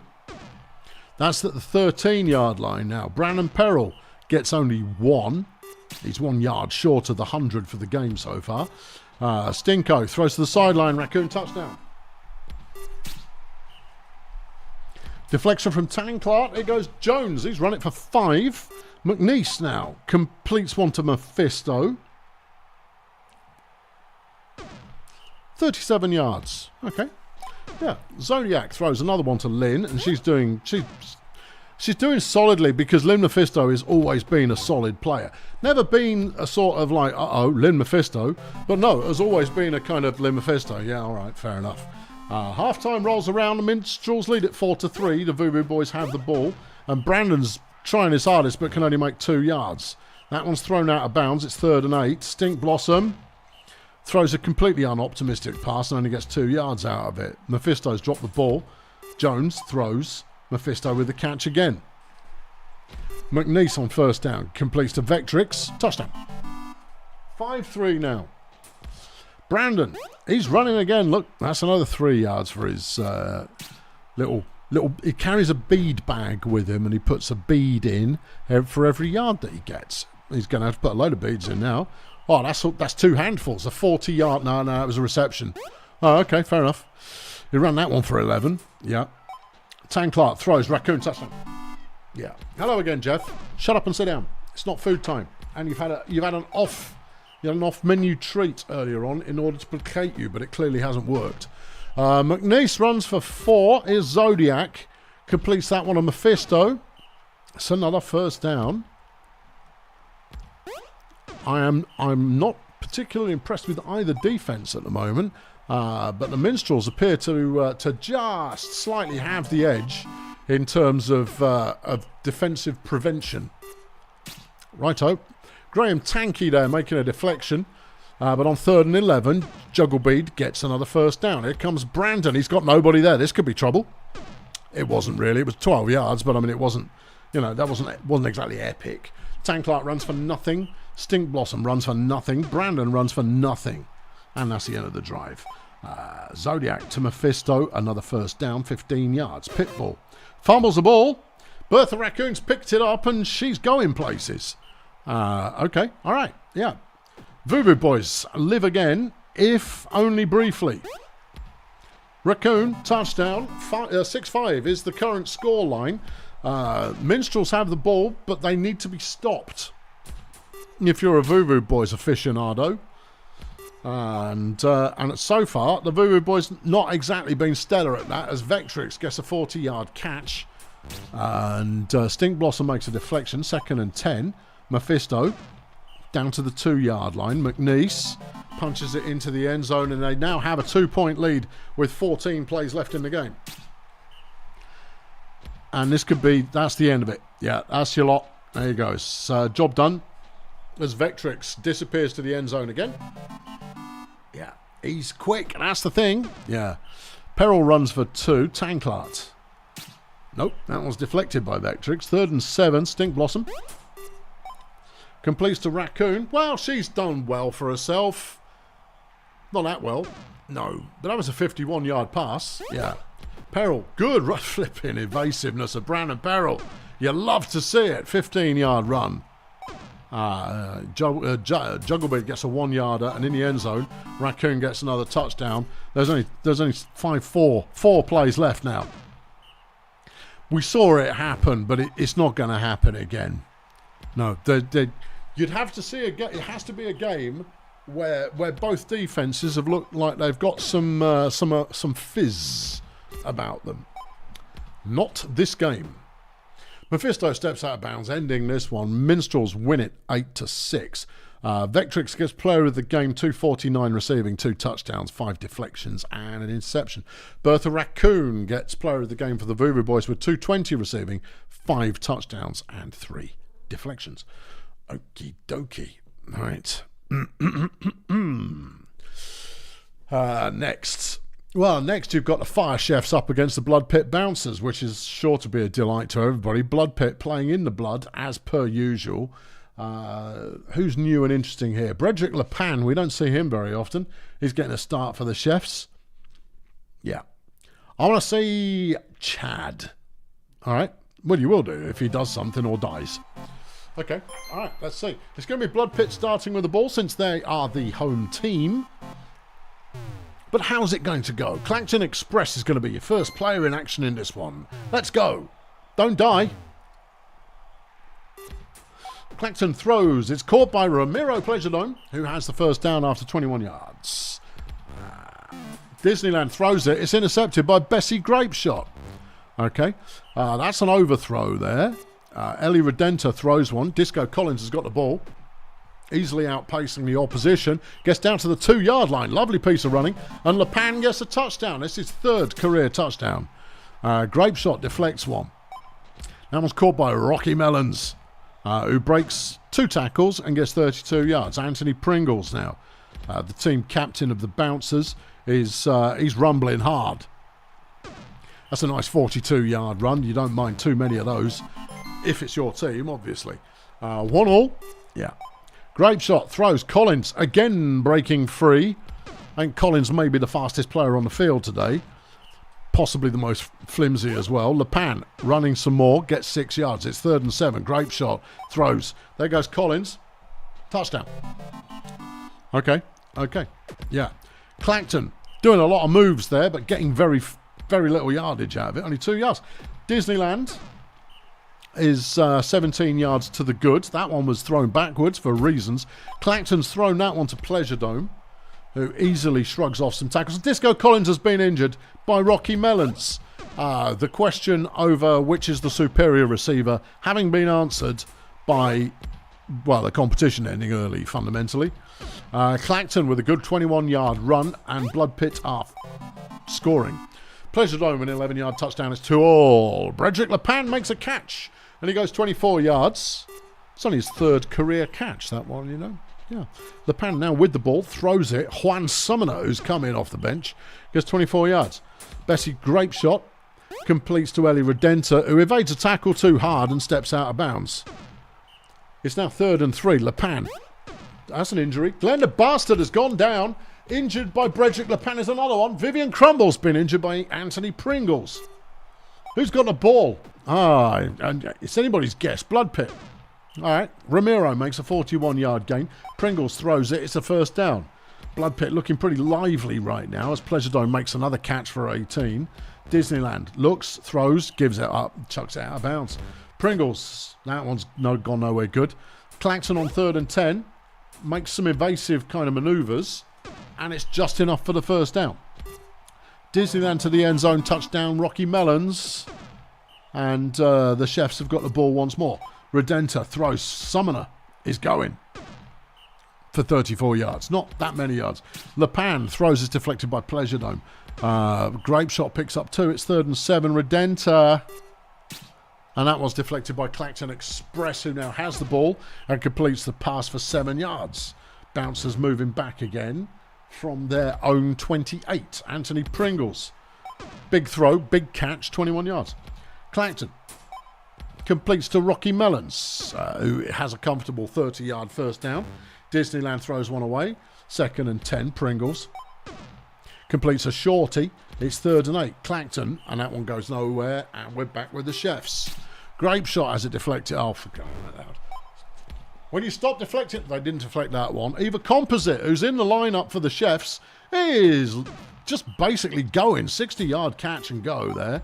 And Grape Shot is now into the end zone, and it's 3-all at half time. It's like a whole new game. Yeah. Clacton runs the ball on 1st down as Blood Pit take possession. Bessie Grapeshot's been injured by Anthony Pringles and Burt Violence is in. But we've got a 2nd substitution as well. Madame Pompadour has come in as well for the Chefs as they mix things up. Summoner trying to tackle Anthony Pringles and can't. Chad can't tackle him. That's a 48-yard rushing touchdown for Anthony Pringles based on the fact that not one Chef could tackle him. Deary me. Yeah, I know. Tackle the hell out of a Caesar salad, but they can't tackle any kind of tackling. Burt Violence with a nice catch for the Chefs gets 41 yards off a Madame Pompadour throw, and then they throw an interception. Ramiro Pleasure Dome coming away from it, with it, on it, all that kind of caper. Yeah. Okay, Pringles throws one away. It's 1st and 10. Chefs back in possession. Summoner with another catch. Gets 27 yards. Lepan runs through the middle of the pack and picks up a couple. It's 2nd and goal. Madame Pompadour is sacked. 3rd and goal. Redenta. Deflected by Veronica Hammock. Back once again with the Renegade bouncers. D4 damage or ill behaviour. All of that kind of business. 2nd and 7. Pringles. He's going again because no one can tackle him. There appears to be an absence of the tackling stat at the Fire Chefs. Clacton Express running the ball. And that's the 1st down. It's 1st down again. And Disneyland throws it away. Pringles. He's gone for a throw. It's caught by Pleasure Dome. Lepan tries to make a tackle. Does so. It's 31-yard gain, though. Deflected in the end zone by Burt Violence. Disneyland tries to run it. He can't get in. 3rd and goal. Pringles. There's a touchdown to Rocky Melons. And Ramiro has made his 2nd interception of the game. And it's not looking good for the Chefs. It really isn't looking good for the Chefs. Pringles runs. No one tackles him. No one tackles him. Oh, dear. Yeah. Andy Pringles, touchdown. 6-3 is the score. And the Chefs are clinging on to desperation at this point. Even desperation could shortly leave the building. Man Pompadour overthrowing an almost open player whose name I couldn't read because it's red text on a red and red background. They do have a first down though. Burt Violence making the catch. Throw on away. Nice. Redenta. Completion to Violence is Lepan. Completion of Pompadour. They ain't got time for this. No. Pompadour to the end zone. Juan Summoner makes it 6-4. There goes Rocky Melons again. Well, the least they could do is snap his legs off. I don't think it's going to happen. They can't tackle, remember? Oh, yeah. Disneyland evading the tackles that never come. 17 yards. Pringles on the go again. Yeah. Yeah. Touchdown. 32 yards. We talk regularly, the other owners and I, about the value of two-way players. A two-way player, for those of you who haven't worked it out for yourself, are players who are good offensively and also good defensively. A good player can do something on offense, such as throw the ball, run the ball, catch the ball, block. Right? But on defense, they can also do something. You know, tackle, typically. If nothing else, you just want tackling. There goes Pringles again. Yeah. I mean, no one's stopping him. No. Final score, Bouncers 8, Chefs 4. Star player of the game, Anthony Pringles, with 83 passing, which he shouldn't have bothered doing. He had 183 rushing and 5 touchdowns. Inflicted 2 injuries along the way as well. Bessie Grapeshot got number 1 for the Chefs with 47 fan points, 101 passing, 2 touchdowns, a deflection, and an interception. Romero Pleasure Dome did quite well as well, since you're asking. Rocky Melons also did quite well as well. Claxon Express did pretty well. Yeah, there you go. All right, who's next? Done row 1 into row 2. This is game of the week. This one right here. Game of the week. Look at it with your face. Volcamoose up against the Nomads. Cream of the crop on both sides of the field. Cream of the crop up against cream of the crop from both conferences going head to head. Volcamoose have been looking sturdy recently. Nomads have been looking sturdy all season. That's all the build-up you need. Oh, it's a hot day, though, so it's not going to be that exciting. No. Never mind. Joey Bugout is getting the first touch from the Nomads, so let's see how that goes. Goes quite well. They've thrown to Ilma shelf space for an immediate first down. Shelf space now throws it. Deflected by Viking. Melvin Glitch.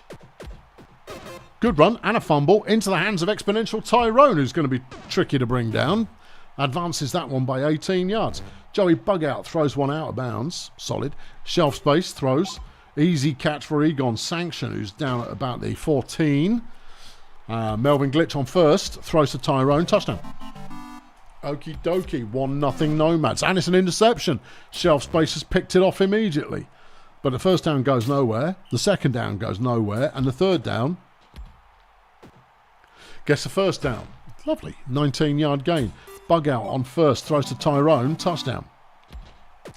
Okay. All right.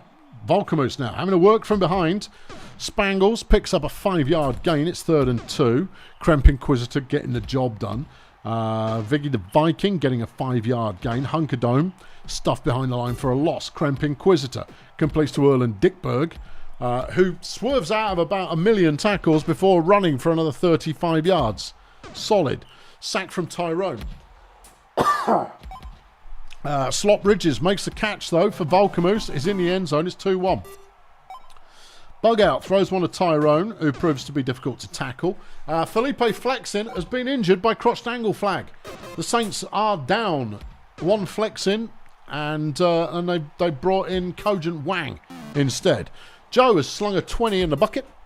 It's a donation to the Blood God, hoping we see lots of Saint injuries. Well, I don't know how that last drive ended. Thank you, Joe. But the Nomads have the ball back again. Shelf space throw in for 40 as Tyrone's in once more. Yeah. That's a bit of a receiver mismatch going on there. Hunkerdome throws one away. It's 3rd and 5. Inquisitor can't do anything with it, and we're back with the Nomads again. Joey Bugout has it deflected by Dickberg. That one's thrown away, and it's 3rd and 10. Melvin Glitch is going to try and run it, which is futile. Viking, sacked on 1st down by Glitch, is Hunkerdome. Completes to Ridges, who gets 19. Inquisitor gets 3. 2nd and 6. Deflection again from shelf space. Hunkerdome on 3rd and 6. Gets the 1st down and manages to break a little bit of space. Gets 16. Krempy sacked by Glitch. Viking, nothing. 3rd and 13. Hunkerdome tries to run it. Bold. Ineffective. Alright, back to the Nomads. There goes Tyrone. Viking will probably make this tackle. Oh no, Slidges is getting there first. But that's still a 44-yard gain, whichever way you cut it. That's a good catch from Sanction, who has the 1st down. Nomads looking quite promising at the moment as Tyrone is forced out of bounds. Shelf space, Tyrone touchdown. That's Tyrone's 4th touchdown of the game, in a game in which his team have scored 4 touchdowns. Yeah. There is a game plan I like to describe as throw the ball to Tyrone, as Joey runs for a 13-yard 1st down. Nomads in possession once more. There goes Sanction, who picks up another 14. Glitch now running. Evades 1 tackle. Has another 1st down and a touchdown. It's the first non-Tyrone touchdown.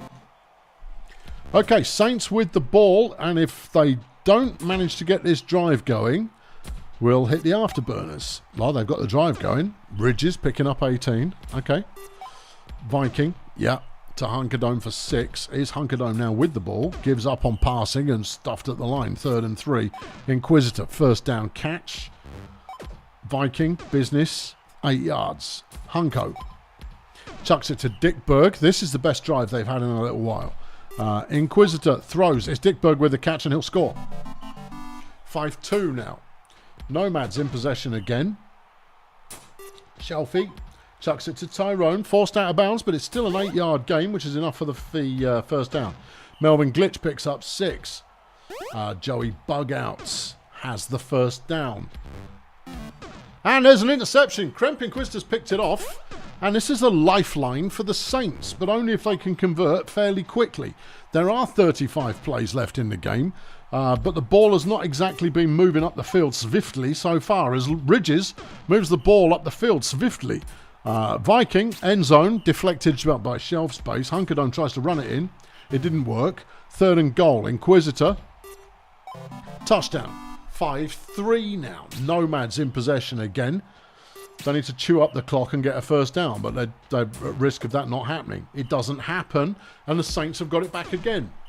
Sanction with a sack on 1st down. Hunkerdome throws. Caught by Dickberg. Who's to the 10, to the 5. To the touchdown. It's now 5-4 and there's 25 plays left.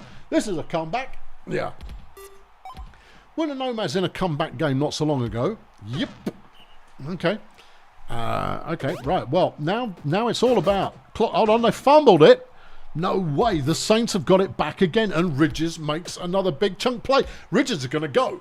Ridges is going. He's on the way. Touchdown. 5-all. Yeah, okay, that's a 3-point lead gone in seconds. Dig in, people. Don't know where this one's ending up. There's 20 plays left. Melvin Glitch makes a nice catch, gets 42 yards. Glitch then runs for another 4 as Joey Bugout throws to Tyrone, but he can only pick up 3. Shelf space. Complete to Tyrone again. Breaks 1, breaks 2, is in the end zone. 16 plays left. Nomads back on top. Hunkerdome throws it too short. It's 3rd and 8. And that doesn't work either. Nomads can close this out now. It's 2nd and 10. Shelf space. Complete to Sanction, who's down at the 10. Down at the, 6? Something like that. 2nd and goal. Joey Bugout. 10 plays left. Throws it away. If you score, you win. They didn't score. Viking throws, deflected, 7 plays left. Hunkerdome runs, nothing doing. 3rd down, rubbish. Back to the Nomads who should hold everything. Viking just made an interception, and then they've thrown it to someone, Dickberg. 3 plays left and 50, 60 yards to go. Dickberg, though, is going to chew up a lot of them. 20 yards left, 2 plays. Bad throw. Last play of the game.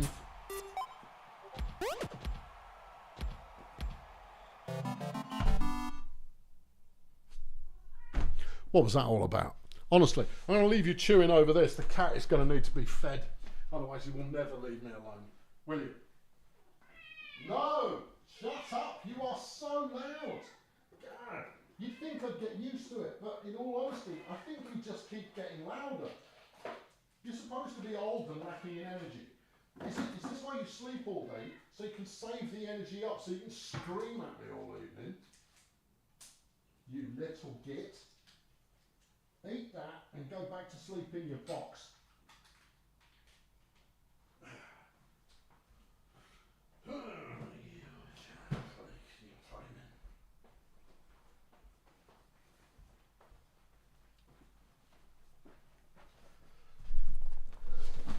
Well, that game just happened.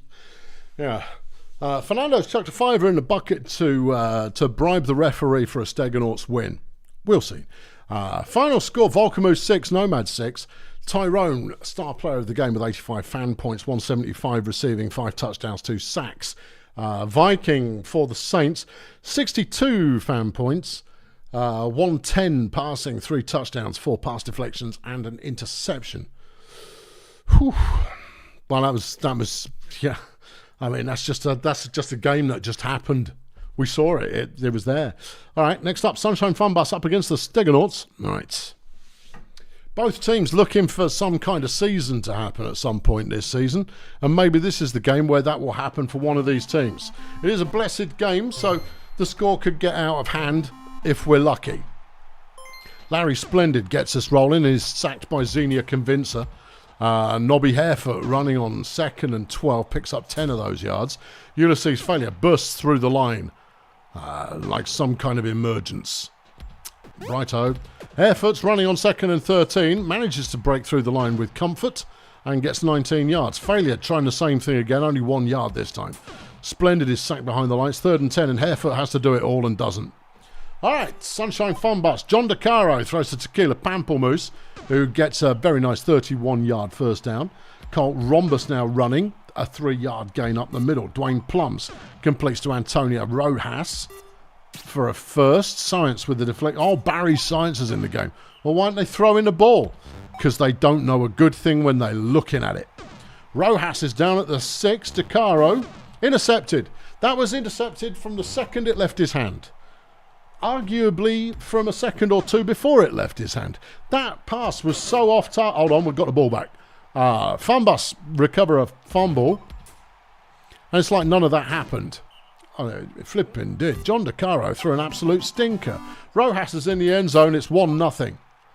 Okay, Helmet Zenobite makes a catch from Larry Splendid. Harefoot is stuffed behind the line by Colt Rhombus. Ulysses Failure with a throw picks up 5 yards. 3rd and 7. Larry Splendid. Deflected by Pamplemousse, and the Funbus have it back again. And another first down. Rhombus throws deflected by Cenobite. Dwayne Plums is running it up the middle. He did all right. He got 7 yards. DeCaro on 3rd and 2 has it deflected by Baz Science, and the Steggonauts are back in business. 2nd and 10. Nobby Harefoot. No, yes. First down. 17-yard gain. Nobby having a solid one right now. 2 yards from Failure. A sack from Cherry Gold Rush. It's 3rd and 10, and that's deflected by Rojas. DeCaro throws, gains 6. Is Rhombus. Lost some yards there. It's not ideal. Plums, though, on 3rd down. Can't quite cut it. And we're back with the Steggonauts, who throw it to Barry Science. They've remembered he's on the team. Barry's run a long way, 56 yards, in fact. Putting the Steggonauts in scoring range so they score, because that's the sort of thing that happens. It's 1-1. Rojas makes an 8-yard catch. Rhombus throws, deflected by Splendid. Plums runs, gets nothing, and we're back with the Steggonauts. Cenobite makes a catch, breaks a tackle, and Colt Rhombus is injured in making the tackle on Helmet Cenobite. Shamrock Bubblejet is in the lineup for the Funbus. Is he going to make a difference? Pamplemousse, nice catch, 23 yards. Shamrock up the middle, 2 yards. Plums Good pass. Good catch from Pamplemousse. Good yardage gain, gets 39 yards.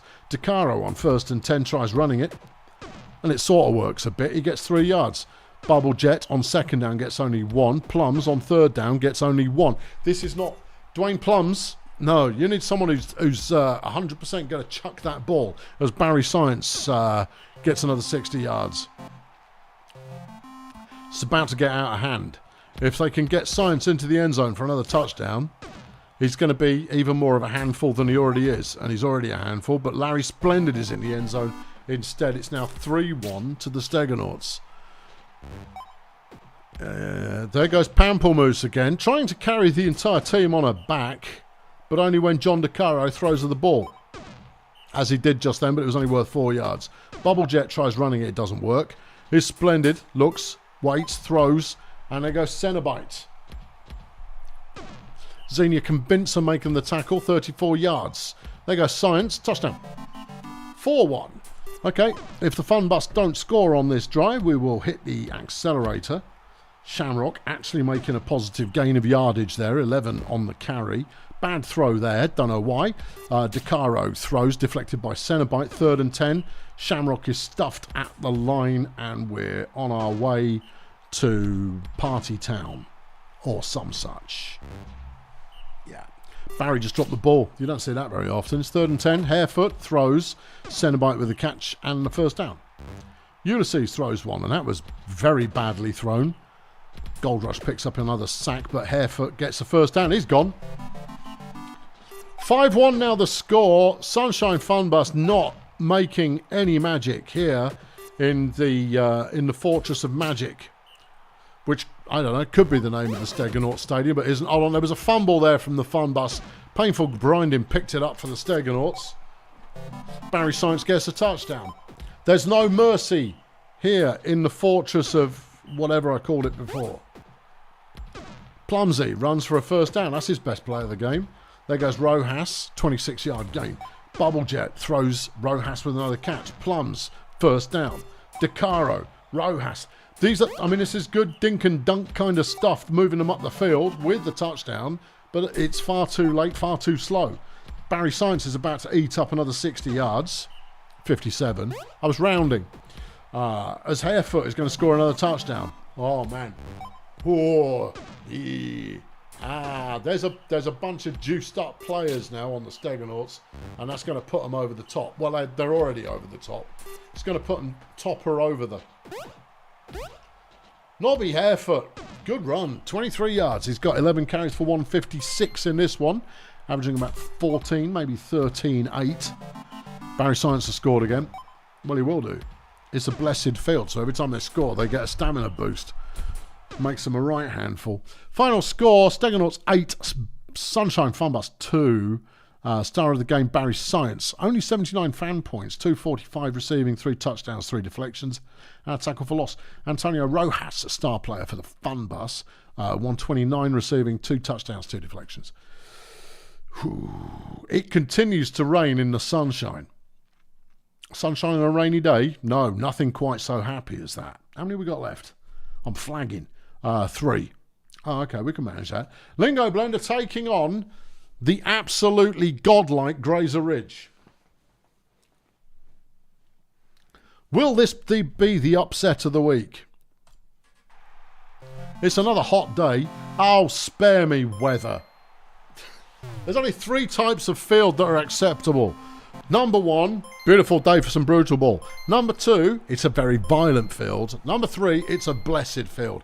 Nothing else makes the game better, it only makes it worse. Nigel Prison gets a 10-yard 1st down on the first play. And then Josh Rubinho makes a catch, and he's going, and he gets 37 yards. Grazer Ridge are in possession, just in case you were wondering. There goes Rubinho again. He's down at the 3. Ethan Hogwash with the ball to the end zone. Nigel Prison touchdown. Okay, John the Plum runs for 1. Okay, Ray-Ban Benefits picks up another 4. Caught Fraggle on 3rd and 4. Has a 1st down. LingoBlend charging a little bit. They complete a Brenda Ferrite catch there. Ray-Ban running the ball. Good moves from Ray-Ban Benefits. 14 yards. All right. There's a bit. Oh no, Ominous Bob with the tackle for loss. It's 3rd and 11 now. Benefits throws deflected by Nigel. Ethan throws, there's nothing there. Kylie Cohort picks up nothing. It's 3rd and 9. Martin Jackhammer completes to Josh Rubinho. We haven't seen a lot of Josh Rubinho this season, but he's doing all right so far in this one. Yeah, he just got another catch as well. Yeah, he's doing all right. Cohort runs for 1. It's 2nd and 9. Jackhammer completes to Nige, who picks 13. Hogwash gets 1. Cohort throws it away. 3rd and 9. Jackhammer. Swerve, swerve, swerve. Short of the first down. John the Plum throws it. It's caught by Brenda Ferrite for 6. Benefits throws to Plums. Plum. Just 1. There's only 1 of him. Okay. Fragel. First down. Okay. JTP. Waits an awfully long time. Throws a massive pass. Completely a million miles off target. Ferrite makes a catch. Fraggle to Plum. Past the halfway line. An 18-yard gain. Plum again gets it to Ferrite, who's going to get down to the 9-yard line. Ray-Ban Benefits, nothing there. Caught Fraggle. Complete, but for nothing. And the Plum to the end zone. Touchdown, it's 1-1. Hogwash throws to Nigel Prison. But Brenda closes him down, so it's only worth 37 yards. That's a bad play for Nigel Prison, you see. Yeah. Doesn't feel like it, does it? Hogwash throws this, intercepted by Hack Murphy. Woohoo! We love Hack Murphy here. This is a Hack Murphy household. Yeah. Big grizzled Hack Murphy. Yeah. He is Hack Murphy. He has a touchdown. Hogwash throws this, intercepted by Ray-Ban Benefits. What is this? LingoBlend are taking charge of the situation at the moment. They've got a 3rd and 2, though. Brenda Ferrite has a touchdown. It's 3-1. It won't last. It can't last.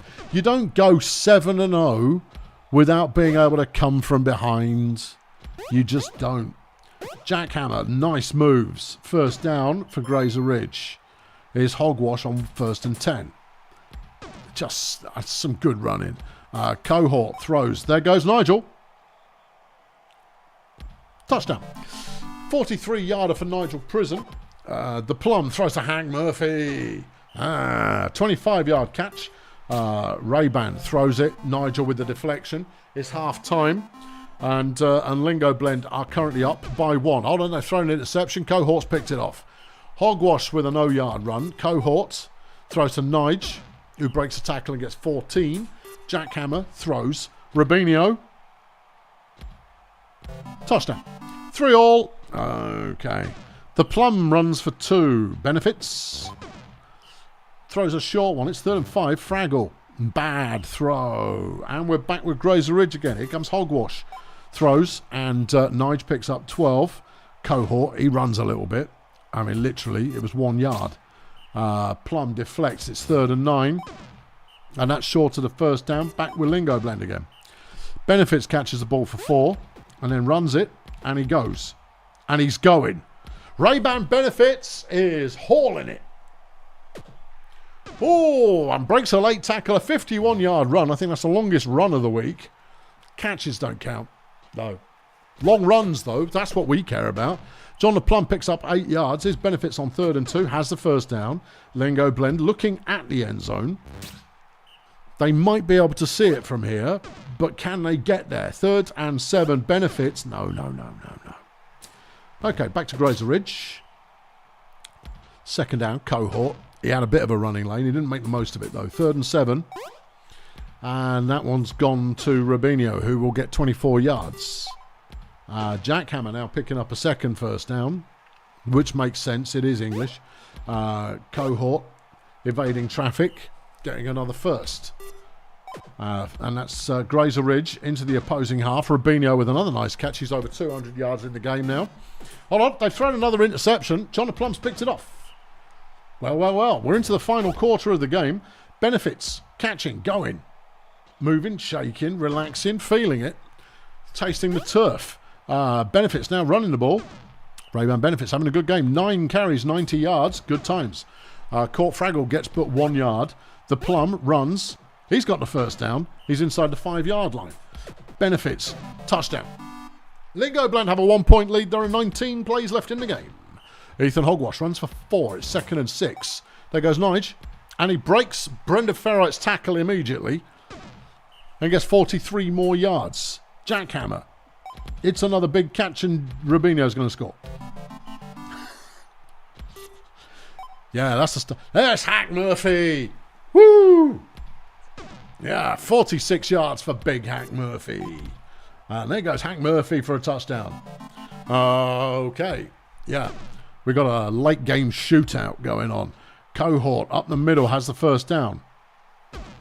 Getting 19 on a 2nd and 8 is Martin Jackhammer. Throws. There goes Nige. Nige has the gas to break the tackle from Brenda, but is caught after 41. Hogwash, no.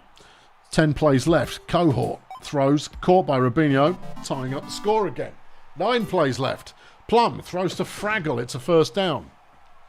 Benefits up the middle, gets only 2 yards. 7 plays remain. Fraggle running again.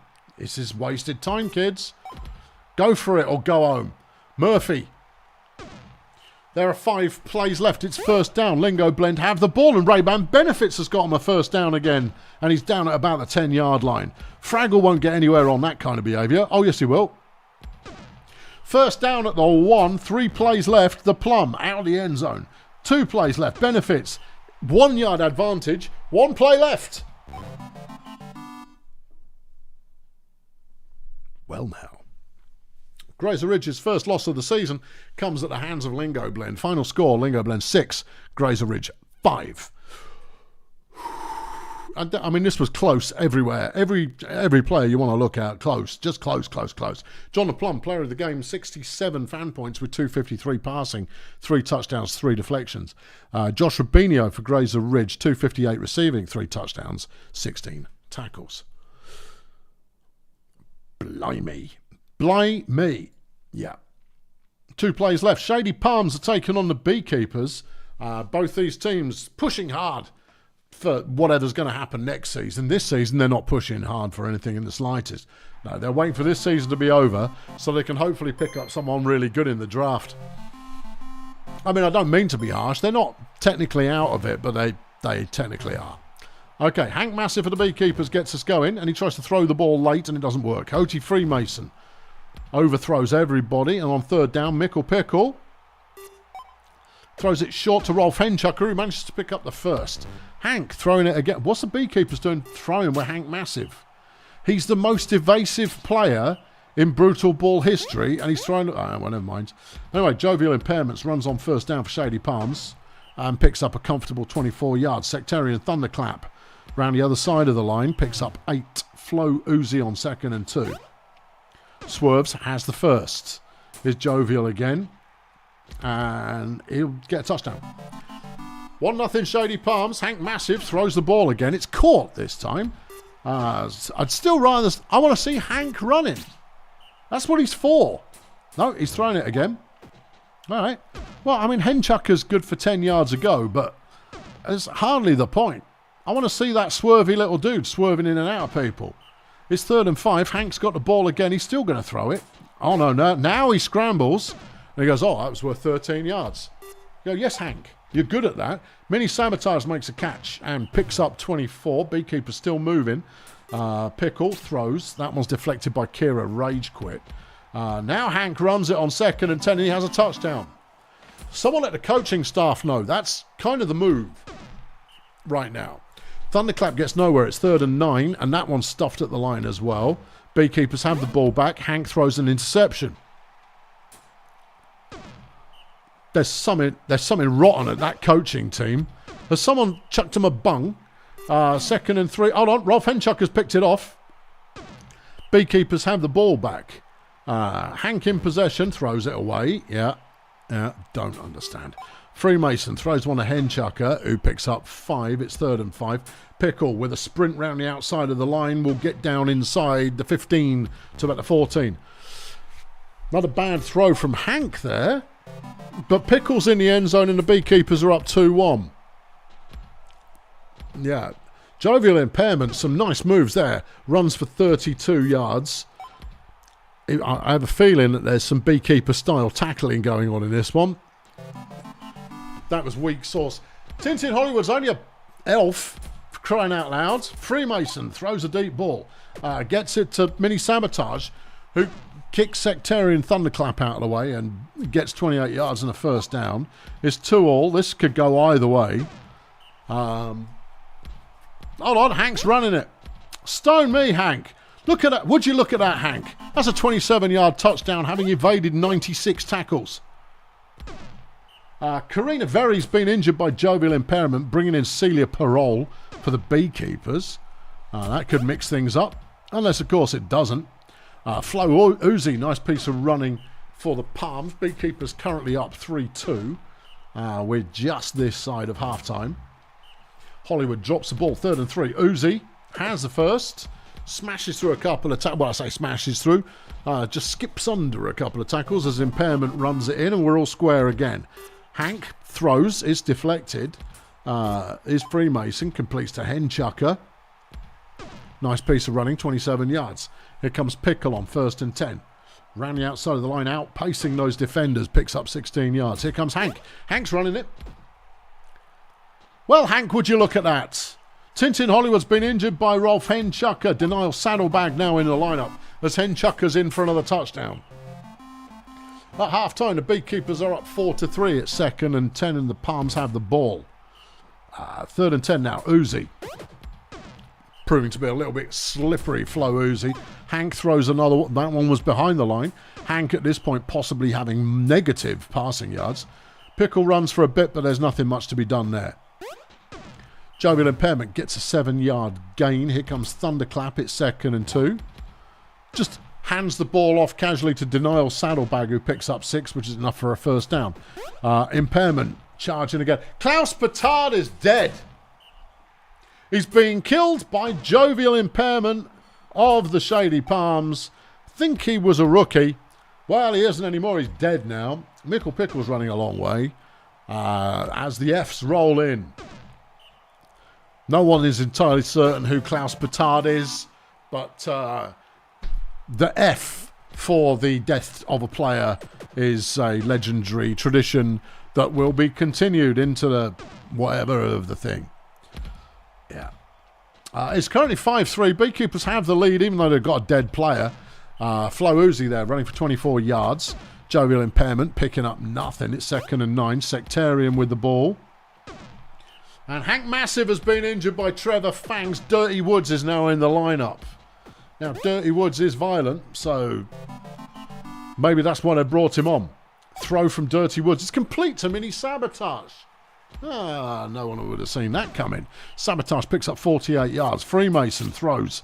It's deflected by Thunderclap. This is almost an entirely different game now. Pickle runs for 1. Woods has it deflected, and we're back with the Palms. They're trailing by 1. There's 1/4 of play remaining in the game. Okay, Impairment gets 26 yards. Thunderclap, no. 2nd and 10. Uzi throws. It's caught, and it's Saddlebag with the ball. Breaks 2 tackles while moving at barely walking pace. Impairment is then tackled behind the line. Thunderclap gets through, gets 4 yards. It's 3rd and 7. The Beekeepers need a stop. They just about get it. Dirty Woods gets the ball. Carries it for 6 yards. Freemason throws. Henchucker's got him a first down. 17 plays left in the game, and right now the Beekeepers need to use up the clock and score again, ideally, if they'd like to win. Freemason is sacked. He fumbles the ball. Jovial Impairment's got it and has got a head of speed. And has broken a tackle and has tied the game up. Forget everything I just said. It's no longer pertinent. All right, Henchucker gains 9 yards. It's 2nd and 1. That one's gone to Rolf again. And he picks up 36 yards. Mickle Pickle with 12 plays left in the game. It's all square, 5 apiece. Dirty Woods on the hustle, picks up 7. OT Freemason throws it to Woods, who's got down to the 7-yard line of the opposition. It's another first down. Beekeepers challenging for a win right now, but it's 3rd and goal. They've got to score now. They do. 6 plays left. Shady Palms with the ball. Jovial Impairment is breaking away from danger. We'll get to the halfway line, or as near as, damn it. Thunderclap throws one away. There are 4 plays left. Don't hang around here, kids. Flo Uzi is smothered at the line. with 3 plays remaining. Impairment is stuffed at the line. There's 2 plays left, and Beekeepers have the ball. And there goes Henchucker, who does not fumble, and the Beekeepers win the game. Final score, Beekeepers 6, Shady Palms 5. Rolf Henchucker is the best player on the Beekeepers with 60 fan points, 194 receiving, 1 touchdown, an injury and an interception. But Jovial Impairment is the overall player of the game thanks to that kill and another injury inflicted and 200 rushing yards. Well, there you go. Last play, last game. And it is Cheerio Incorporated up against the Sportsball Union. This one could be a little bit one-sided if you were to look at the form book. Look at it now. See? A little bit one-sided. Let's see if it is or not. Okay. It's a beautiful day for some Brutallball. No rain this week. Obviously, the desert-like weather conditions there making it desert-like. Marcel Lejams on the first play of the game has the pass deflected. Omar Pellegrino runs for nothing at all. And on third down, they crash out. Okay, back to Cheerio then. Alan Twerp making some headway. Fumbles the ball. And then, Sportsball have got it back again. There goes Bird Dog. Pony Genocide's going to try and make a tackle. Does so, but it's 29 yards. Pellegrino picks up 4. Is Farmer Voltstyle. And that's complete to Bird Dog again, who's running, seems towards danger. Anyone's guess. Bird Dog touchdown. 1-0 Sportsball. Twerp is sacked by Bird Dog. Genocide throws. It's caught by Dave Toast King, who's got 22. Rosemary busted now with a nice piece of running. Has a first down. Okay, so there's some life at Cheerio. Alan Twerp evading some tackles. Picks up 5. There's Genocide. Thrown it again. Deflected by LeJams. 3rd and 5. Busted. First down. This is slow play from Cheerio, but it is methodical. It is grinding out some yardage, and Alan Twerp's just broken for a nice 26-yard gain. Genocide throws to the end zone. Eric Wannabe has his first career touchdown. Well, he Wannabe scoring more of those. Oh, please. You should hurt yourself for that. It hurt everybody who's listening. Yeah, okay. Farmer Voltstyle, nice piece of running for Sportsball. Picks up 6. LeJams on 2nd and 3. It's not a great pass, and Minor Sacrifice drops it. Pellegrino sacked by Troy Oktoberfest, and Cheerio take back over again. Alan Twerp, another nice piece of running, picks up 11. Is Genocide with the ball, throws, complete. Wannabe's got the catch. Marcel LeJams has been injured by Sanguine Pangs, and low-grade Mo has subbed into the game. Let's see how that shakes things up. Pony Genocide is sacked on first down, 2nd and 13. Cheerio still in possession at the moment, but not for long. Hold on, maybe for a bit longer. Toast King makes a catch. He's inside the 5, inside the 1, he's inside the end zone. He's inside the room. Low-grade Mo passing on first down, completes to Bird Dog. Pellegrino completes to Myra's Sacrifice, who is 47 yards downfield. Voltstyle throws. Pellegrino on the catch. That's a touchdown. Quick equaliser then. Yeah. Twerp, another good run. 8 yards picked up. Genocide is sacked by Crystal Lemonade. Busted on 3rd and 5. Completes to Dave the Toast King, who has a first down and makes the tacklers look foolish. 20-yard gain. And that's an interception. Low-grade Mo comes off the bench. Makes her first career interception. 2nd and 9. Pellegrino running the ball. And that's a 16-yard first down. Farmer Voltstyle picks up 6. It's 2nd and 4. Mo throws. Complete. Bird Dog's got it in the end zone. Touchdown. Okay. It's still a close game right now. Sportsball are moving more effortlessly, but Cheerio have got some very competent offense going on. Genocide sacked by Lemonade is busted. 2nd and 13. Throws to Genocide. Low-grade Mo's been injured by Eric Wannabe. Ivor Horn now in the lineup for Sportsball. Myra Sacrifice catches for 8, and then Pellegrino runs it on 2nd and 1. Sportsball in possession again. Voltstyle does a little bit. Is Horn, throws, caught by Sacrifice. Down at the 1-yard line. 1st and 10. Pellegrino just walks it in. Walks it in. 4-2 the score. Twerp runs for only 1. Genocide throws. It's intercepted. Mervyn Pinerider picking it off. and Sportsball have an opportunity here to, you know, score another touchdown, probably. Yeah. Pellegrino, lovely bit of running. Still running. 18-yard gain. Vault style now on a 1st and goal. It's dropped by Horn. Horn now throwing the ball. It's caught by Dog, and that's 5-2. Usual rules apply. Cheerio need to pull this back on this drive, or I put my foot down. Wannabe charging up the field. He's fumbled it. Who's got it? Pellegrino.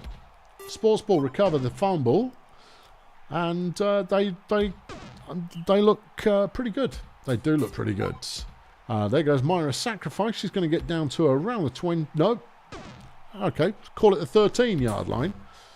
That one's a bad throw. 2nd and 10. Pellegrino throws, caught by sacrifice, touchdown. And I'm going to use my NOS to get us to the end of the game. Yeah. Good run from Busted. Good run from Busted. Yeah, 20 yards. Cheerio look quite lively. It just looks like they're... I mean, with most teams, you kind of go, they need some defence, they need some blocking, they need some this, that. The Cheerio looks like they need one superstar, no, they need a superstar receiver. Wannabe gets into the end zone. He's good, he's violent, he's just not fast enough. They need someone who can flip and nuke it down the field. Sacrifice down at the 2-yard line. Sportsball scoring once more. 7-3 now the score. Because the Cheerio ground game looks pretty good. Pony Genocide looks like she can throw. They've thrown another interception, look. Yeah, it's Rosemary Busted. She's run okay in this game, but given the ball away rather more often than one would like. Yeah. Or maybe it was... No, it wasn't Volcamoose. He plays for the other team. Whatever. I mean, I'm trying to sound profound and like I'm really paying hard attention to all of the lineups and memorising them and that kind of business. The truth is, I'm watching the game the same as you, and I go, yeah, kind of. I mean, I'm probably paying more attention than you are. You're putting another layer of Tamiya dust powders onto the treads of your latest dreadnought. Ivor Horn's been injured by Kerwin Have-Butter, and Quark Hebron's now in and makes immediate impact by recovering a fumble and charging it up the field a little bit. There's another interception. Dave the Toast King has got his first career interception, but they gave it straight back again. And it's now 9-3. This game has gone scrappy quickly. Toasty, he's running. Go on, Toast. Nope. Farmer Allstars been injured by Eric Wannabe. Lexicon Smooth's now in again. Yeah. 3rd and 12. Hebron throws the sacrifice. And that's the end of that then. Final score, Sportsball 9, Cheerio 4. Player of the game, Bird Dog. 184 is it. Bird Dog, very good two-way player. Very, very good two-way player because he can tackle. And that's 184 receiving, 4 touchdowns and 2 sacks. Troy Oktoberfest for Cheerio Corporate. Sorry, I got cat up with those. 39 pancakes, 2 sacks. Not a lot else. Keep your eye on Dave Toast King, though. I've got a feeling about that kid. I think he could be going places. It's that time. Okie dokie. Right. Let's have a look. Right. Our first candidate of the week. You need to be in spoilers, dear boy. Okay. Yep. I'm in spoilers. There we go. Right. Cheerio Incorporated have got the opportunity to place a bounty against the Sportsball Union. Bird Dog, Myra Sacrifice, Omar Pellegrino. Any one of them would count. Bird Dog's 8, Myra is 10, Pellegrino's 3, and is also a rattling. Pablo is on the case. He's making his decision. Death to the traitor sacrifice. Okay, Myra Sacrifice marked for death. Okie dokie. Emergency relief at Blood Pit. Coach Helena would like the team to help out with a local disaster. If they help, you get extra appeal, which is always helpful, but you do lose 10 durability, which if you're playing at home could really cost you big time. Yeah. You're going to help? Okay, the help is done. Okay. Who cares if the players die? There's plenty more where they came from. Grazer Ridge's Josh Rubinho wants a pay rise. Well, that's the easiest pay rise you're ever going to get. If he wants to go from 351 to 380, Rubinho is a hell of a player. So, I mean, why you wouldn't? Yeah, give him the money. Abso-flipping-lutely. Right, yeah. At the Sunshine Funbus, Tommy Keys has got into a fight with John DeCaro over the complex doctor. Should Tommy Keys be chucked off the team? Oh, that's really tough. That's really, really hard. That is a hard decision. Ooh, I'm not sure Lion's here. Oh, man.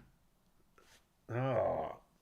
I mean, I'm not even going to look up his standing orders on this one because that is a really hard decision because Tommy Keys is young and is a very good passer. Oh, someone ping him just in case he's got his ears on somewhere around the world, by which I mean Australia because that's where he lives. Oh, it's a tough one. I don't know what to do. I honestly don't know what the decision might be on this one. Aren't his standing orders usually defer to me? Yeah, I know. That's a problem. He's got good brutality. He's got good dodge. His stamina's pretty solid. He's reasonably quick. Yeah. He's not really a two-way player. How's their appeal at the moment? Can someone look it up? Not everyone needs to ping Lion. He only needs to be pinged once. If he's because he's a truck driver. I mean, if he's driving at the moment, his phone starts going berserk. I mean, it's all your fault. 53 appeal. Where does that put him in the table? Probably about 12th, somewhere like that. He can afford to lose 2 appeal and stay above 50. Yeah, he's 13th best. Oh, it's rough. It's rough. I don't know. Let's close this poll while I think about it. End the poll. Would he rather keep the player or because someone else will sign him, you see? That's the thing. Yeah, all you people who said bad company number 1, you were wrong. He's only a year 3 player, but he's already had 2 incidents. Yeah, I know.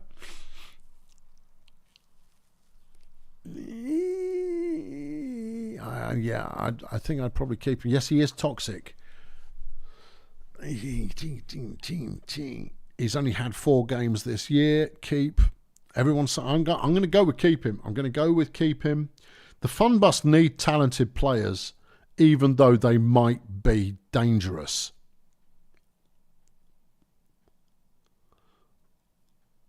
Yeah, you see, no one knows. No one can decide.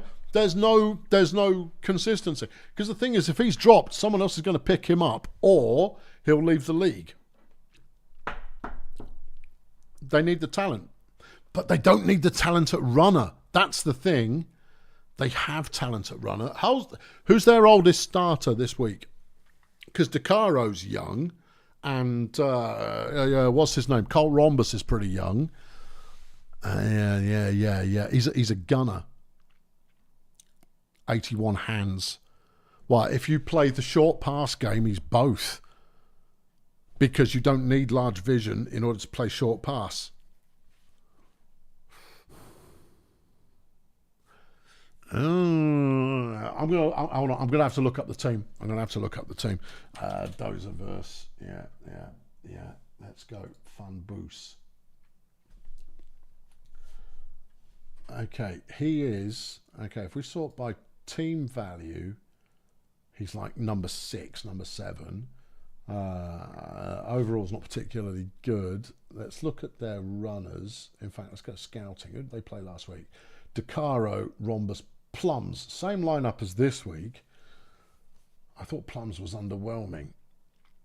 Also, Plums is a pretty good blocker. What's he doing playing runner? And that's not your problem. It's not. No, it isn't, mate. It isn't. What the hell is he not doing playing? Why is he not playing blocker? I don't know, but it's not your team. All right, okay, fine. Yeah, we're going to keep him. Yeah. Done. All right. Meanwhile, at Picks Creek, thank you for your patience. Pix Creek Miners, Zelda Augments has sneezed a double snot or spot. Should Zelda Augments be chucked off Pix Creek in order to avoid losing 4 appeal? 4 appeal's a lot. Yeah. Yeah.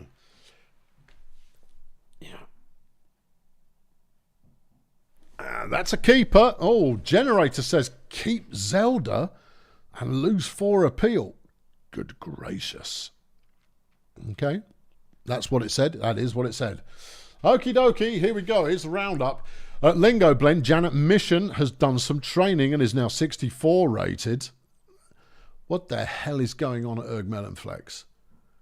You are absolutely kidding me. Erg Melonflex get two big fat dollops of training.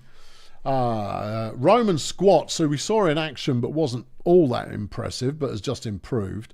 And then Charles Flippin' Monkey Cage has just had training and he's really good. You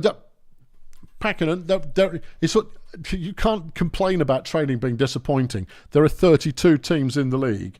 And how many we got here? 1, 2, 3, 4, 5 teams gained, which means that 27 teams are disappointed with the training.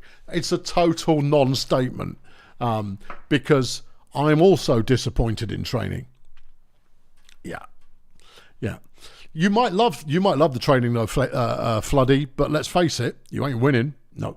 Also, Greebly Dog End has improved at Sunshine Funbus. That's quite a meaningful improvement there. At Stardozer, Violet Fellas has improved. Violet Fellas already looking pretty good. And Kira Rage Quit has improved at Shady Palms. Kira Rage Quit's pretty solid. Mickle Pickle at the Beekeepers has made the team a happier place. Yeah. And at Stardozer, Engelbert Loudmouth has hurt the team chemistry, which is perhaps unsurprising. Anything else left? Nope, nothing else left in there. Okay, right. Let's go Players of the Week. Pass deflections. Muluab Verbose at Edu Slum got 6 pass deflections. Tackles for lost. It's Wonder Blue Pill. Only 2, though, at the Axemen. Quite a few players will have got that. Rhett Violin at Peninsula Transport landed 6 sacks, which is pretty impressive. Interceptions, it's Justice Lemon, who made 4 interceptions.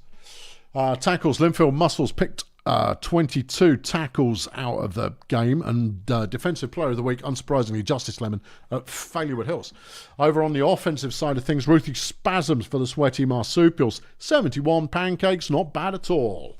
Stardozer's Brook Liability picked up 334 receiving yards, while Jovial Impairment at Shady Palms got 207 rushing yards. Larry Splendid for the Steggonauts did 317 passing, and that, combined with his other efforts, was enough to get him the most yards this week. However, Anthony Pringles at the Blood Pit Bouncers gets Offensive Player of the Week, while overall it is Justice Lemon. Justice Lemon, Player of the Week. Nice. Well earned, I would say. Yeah. All right, let's have a look at the old standings. Here are the old standings. Well, even though they lost, Grazer Ridge are still well in the lead. There are how many games left? 6. 6 games remain, which is 30 points. So if you have a 30-point delta, you're already in. No one has a 30-point delta yet. Right now, though, Grazer Ridge have a 23-point delta with 6 games left. At the head of the Zesty is Volcamoose, and they're 10 points ahead, but the pack are pretty much level pegging behind them. Anything could go wrong in the Zesty. In the Sloganator, that tie for the Toy Masters keeps them undefeated. Anyone else with no defeats? The Nomads and Blood Pit. They've all got the same record, 6 wins, 2 ties. Meanwhile, right now, Sloganator is sending 3 teams to the playoffs. That won't last. You reckon? It might last. Yeah. Yeah, no. All 3 of those teams could still go through. I'm not seeing the fire coming from anywhere else. While in Battle Plan, Blood Pit lead the way, and they are 19 ahead of the Steggonauts. In the Bombastic, Grunt extend their lead and are now 10 points ahead of BDP. Here we come. Yeah. If I put a flipping game plan in, should have won that. I know. I know. In the wood chipper, the KSA are up top and Failure Wood are right there with them. Those two are going to scrap it out down to the wire. In the whoop whoop, it is Sportsball Union up front with the Marsupials just behind. Well, I say just behind, they're 8 points behind. Sportsball looking pretty lively right now.